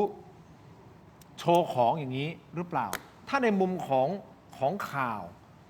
ถ้าจะให้ดร.มริกาลองวิเคราะห์คือแน่นอนแหละเราก็ไม่รู้ข้อเท็จจริงข้างในเป็นยังไงแต่เขากำลังถูกจับตาอยู่ว่าจะมีฐานทัพใต้ดินแล้วทำไมถ้ามันเป็นความลับจริงๆอ่ะทำไมช่วงนี้มันถูกปล่อยออกมาถ้าในมุมของข่าวเพราะพี่ติ่งก็เป็นนักข่าวมาก่อนถูกไหมในมุมของการปล่อยข่าวเรื่องของยุทธศาสตร์ในการสื่อสารแบบเนี้ยพี่ติ่งคิดว่าข่าวนี้ถูกปล่อยออกมา เพื่อที่จะโชว์ว่าเฮ้ยว่ามีของดีนะหรือว่ามันหลุดออกมาหรือยังไงไม่หรอกต่างคนต่างเบลมกันเพื่อไม่ให้เกิดอันนี้บลัฟกันใช่ไหมบลัฟกันฉันมีฐานทัพใต้ดินนี่เจาะยากนะอะไรบลัฟกันเพราะว่าตอนนี้ต่างฝ่ายต่างก็ไม่ลงนะเพราะว่าคุณทรัมป์เองก็พยายามโทรหาปูตินโทรหาสีจิ้นผิงโทรหาประเทศทั้ง7เพื่อที่จะเข้าไปควบคุมเอาต่างๆจนกระทั่งไม่ได้รับความร่วมมือเลยนะเพราะฉะนั้นเนี่ยเขาพยายามหาทางลงแต่มันลงไม่ได้อันนี้ก่อนส่วนกรณีอิหร่านเนี่ยเขาก็ไม่ต้องหาทางลงอะไรเลยเพราะอิหร่านก็คือมันลงอยู่แล้วตอนนี้เขาไปของเขาอยู่อย่างเงี้ยดันไปเรื่อยๆเขาก็ดันไปเรื่อยๆอย่างเงี้ยแล้วเขาก็คิดว่าถ้าเกิดดันไปเรื่อยๆเขาก็ยันได้เขาคงไม่ให้ใครมาทำเขาแหลกไปกว่านี้หรอกอย่างเงี้ยเพราะฉะนั้นก็คือแปลว่าตอนนี้ก็คือบลัฟกันไปเรื่อยๆอย่างนี้นะคุณผู้ชมเกาะเกชเนี่ยมีขนาดประมาณ 1,445 ตารางกิโลเมตรก็คือขนาดก็เกือบเท่าจังหวัดปทุมธานีนะครับมีประชากรอยู่ประมาณ 148,000 คน140,000 คนถูกแล้วฮะเกาะเกสนะคือเกาะที่ใหญ่ที่สุดในอ่าวเปอร์เซียเป็นเกาะของอิหร่านนะครับคุณผู้ชมที่ตั้งอยู่ในช่องแคบฮอร์มุสเขาบอกว่าเกาะนี้โด่งดังในฐานะพิพิธภัณฑ์ธรณีวิทยาแบบเปิดโล่งจากถ้ำเกลือที่ซับซ้อนป่ากงกลางสวยงามและเต็มไปด้วยหินปูนทรงแปลกตาแบบนี้นี่ฮะเป็นที่จับตาอยู่นะตอนนี้คุณผู้ชมครับเอาละเราก็ไม่รู้ว่าสุดท้ายเนี่ยคือข่าวมันหลุดออกมาว่าเป็นฐานทัพนะที่ทางอิหร่านตอนนี้ข่าวมันจะออกมาจากสำนักทางอาหรับเนี่ยส่วนหนึ่งแล้วก็ข่าวออกมาจากสำนักของอเมริกาเนี่ยส่วนหนึ่งแล้วข่าวที่เราบริโภคกันในประเทศไทยส่วนใหญ่จะออกมาจากสำนักข่าวทางอเมริกันเพราะฉะนั้นเนี่ยเวลามีข้อมูลข่าวสารอะไรปุ๊บเนี่ยเราก็ต้องแบบเหมือนดูทั้งสองภูมิภาคก็ต้องติดตามข่าวสารติดตามข่าวอย่างใกล้ชิดให้บาลานซ์ที่สุดเพราะจริงๆข่าวตะวันตกมันมากกว่าไงใช่ค่ะมีสัดส่วนข่าวตะวันตกมากกว่านะครับคุณผู้ชมมาติดตามกันหน่อยนะคุณพิพัฒน์ราชกิจประการว่ายังไงค่ะเขาประชุมนายกเดี๋ยวนะฮะนี่คือข้อมูลที่ทีมงานหามานายกรัฐมนตรีออกจากห้องประชุมตั้งแต่บ่าย 3:10 นาทีครับ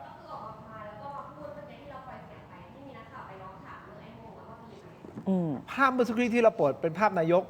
ที่นักข่าวไปถามว่าไอ้โม่งมีไหมอะไรใช่ไหมเป็นภาพที่นายกออกมาจากห้องประชุมตั้งแต่บ่าย 30 นาทีเหรอแต่การประชุมยังไม่เสร็จใช่ไหมแล้วการประชุมเสร็จได้ยังครับ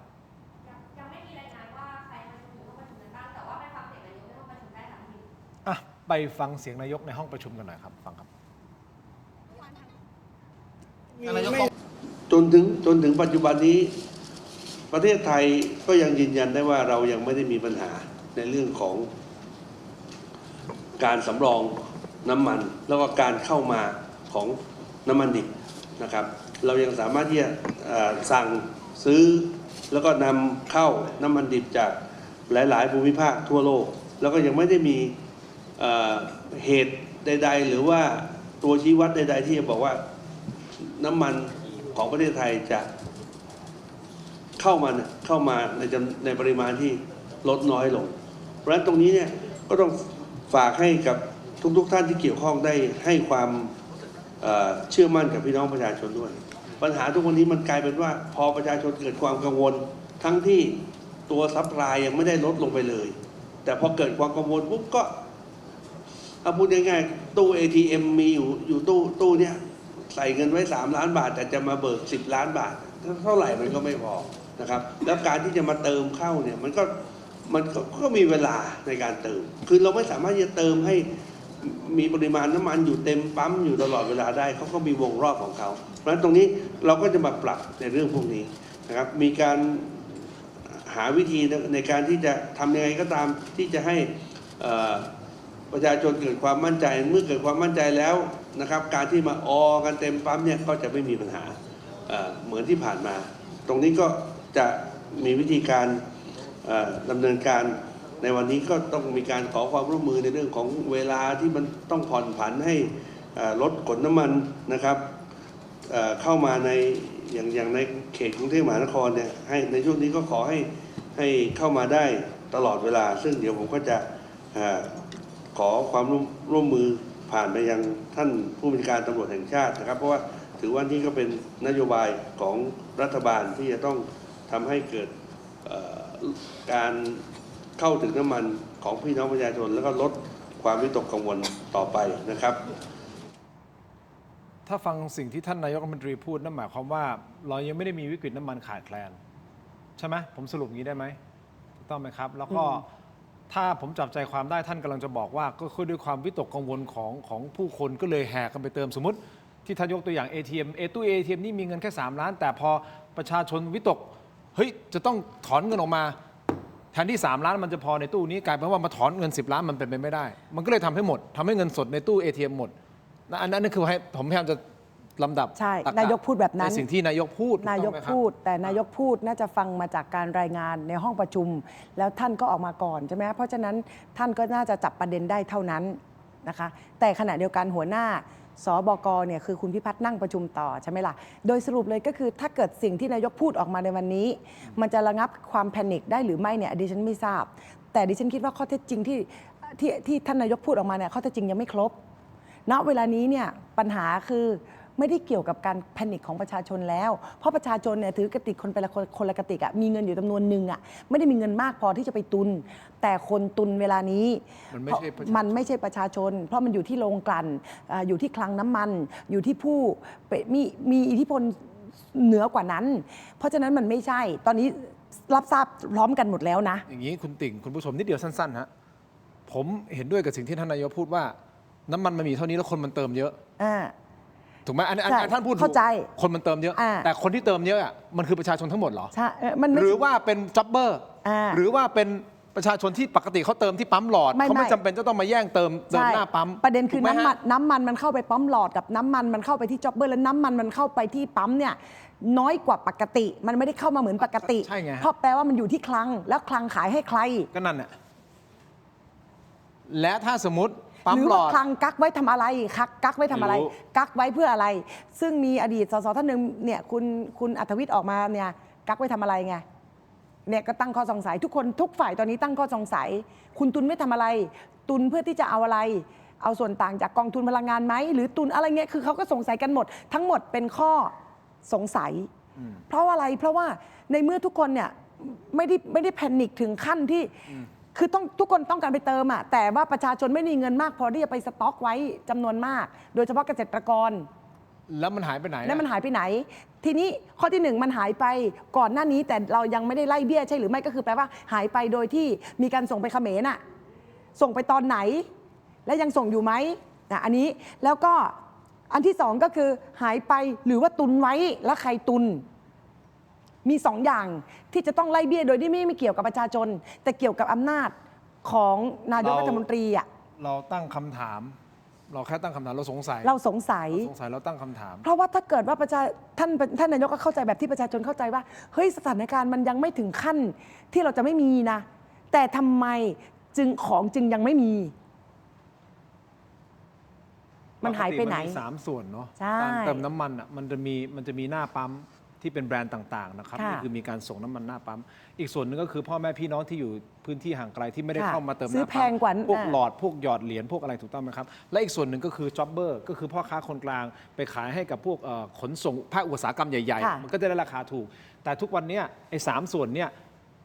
น้ำมันของภาคอุตสาหกรรม ค่ะ กับน้ำมันของปั๊มหลอดอ่ะไม่ได้ถูกอุ้มโดยกองทุน ใช่ มันเลยแพงพอมันแพงแล้วสิ่งที่มันเกิดขึ้นคืออะไรฮะพวกเนี้ย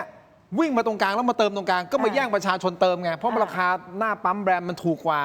ถูกต้องไหมฮะพอมันเติมเสร็จปุ๊บอ้าวจากแต่ก่อนความต้องการมันแค่ตรงกลางเนี่ยสมมติแค่ 10 ใช่ไหมอยู่ดีๆมันมาอีก 5 มันเป็น 20 แล้วมันจะไปพอได้ยังไง ก็ต้องไล่ให้เจอไง ก็นี่ไง หนึ่งก็คือเป็นแบบที่คุณทินพูดไหม และ 2 ก็คือว่าแล้วพวกโรงกลั่นเนี่ย โอเค ที่นั่งนิ่ง ๆ อยู่ตรงเนี้ย ไม่รู้ ยังไงอย่างเงี้ ก็ ย รอดูกันต่อไปก็เดี๋ยวรอติดตามรายงาน เพราะตอนนี้ผมต้องจบรายการแล้วยังประชุมกันไม่เสร็จนะฮะ อ่า สำหรับท่านพิพัฒน์นะครับไม่เป็นไรเดี๋ยวคงมีข้อมูลเพิ่มเติมในวันพรุ่งนี้ ค่ะ แต่ที่แน่ๆฮะสิ่งหนึ่งที่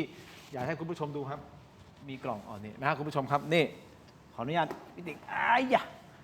ฉลองครบรอบ 5 ปีถกไม่เถียงนะครับแฟนรายการตัวจริงห้ามพลาดกับบ็อกเซตสุดพรีเมียมราคาเพียง 799 บาท ประกอบไปด้วย3ไอเทมสุด Exclusive นะครับนี่คือเสื้อรุ่นประวัติศาสตร์นี่ผมเปิดให้ดูเอ้าคุณไปปิดเทปอ่อนนี่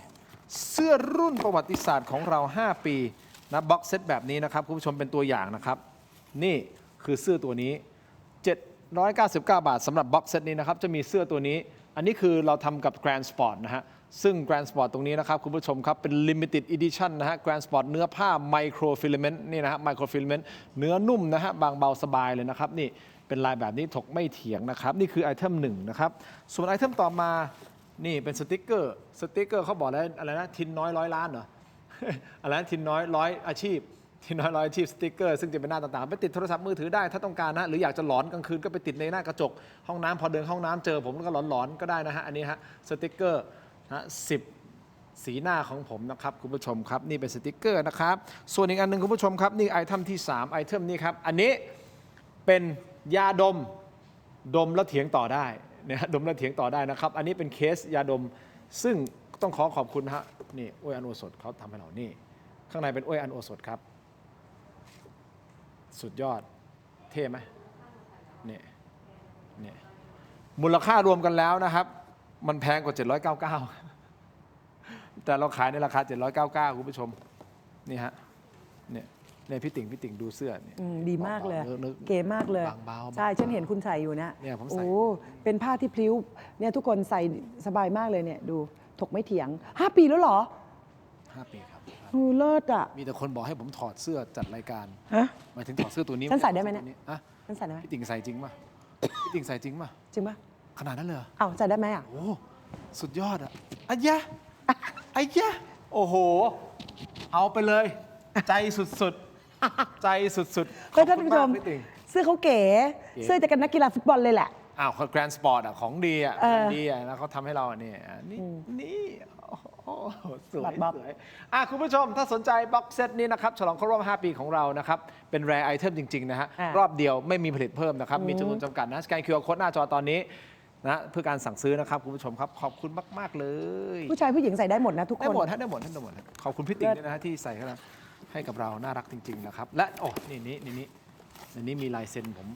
อยู่ข้างในมีข้อความ มีลายเซ็นด้วย มีข้อความจากผม ฉัน แต่ คิดว่าครบรอบ 5 ปีคุณควรจะจัดทอล์กโชว์รายการแล้วนะ เดี่ยวไมโครโฟน เหมือนโน้ตอุดมอ่ะ ครั้งที่ มันอยู่ในจิตใต้สำนึกของเราครับ แต่คุณผู้ชมท่านไหนอยากจะให้ผมเขียนข้อความเพิ่มเติม ทางทีมงานบอกว่าสามารถที่จะ request เข้ามาได้นะครับแต่ลายมือผมแบบเด็กป .2 มากนะครับเอาละครบถ้วนสมบูรณ์สำหรับวันนี้นะครับขอบคุณทุกท่านสำหรับการติดตามพี่ติ๋งครับ 1 ขอบคุณมากค่ะ ขอบมากครับ ขอบคุณ ขอบคุณคุณผู้ชมทุกท่านที่ติดตามนะครับแล้วพบกันใหม่ครับ สวัสดีครับ สวัสดีค่ะทุกคน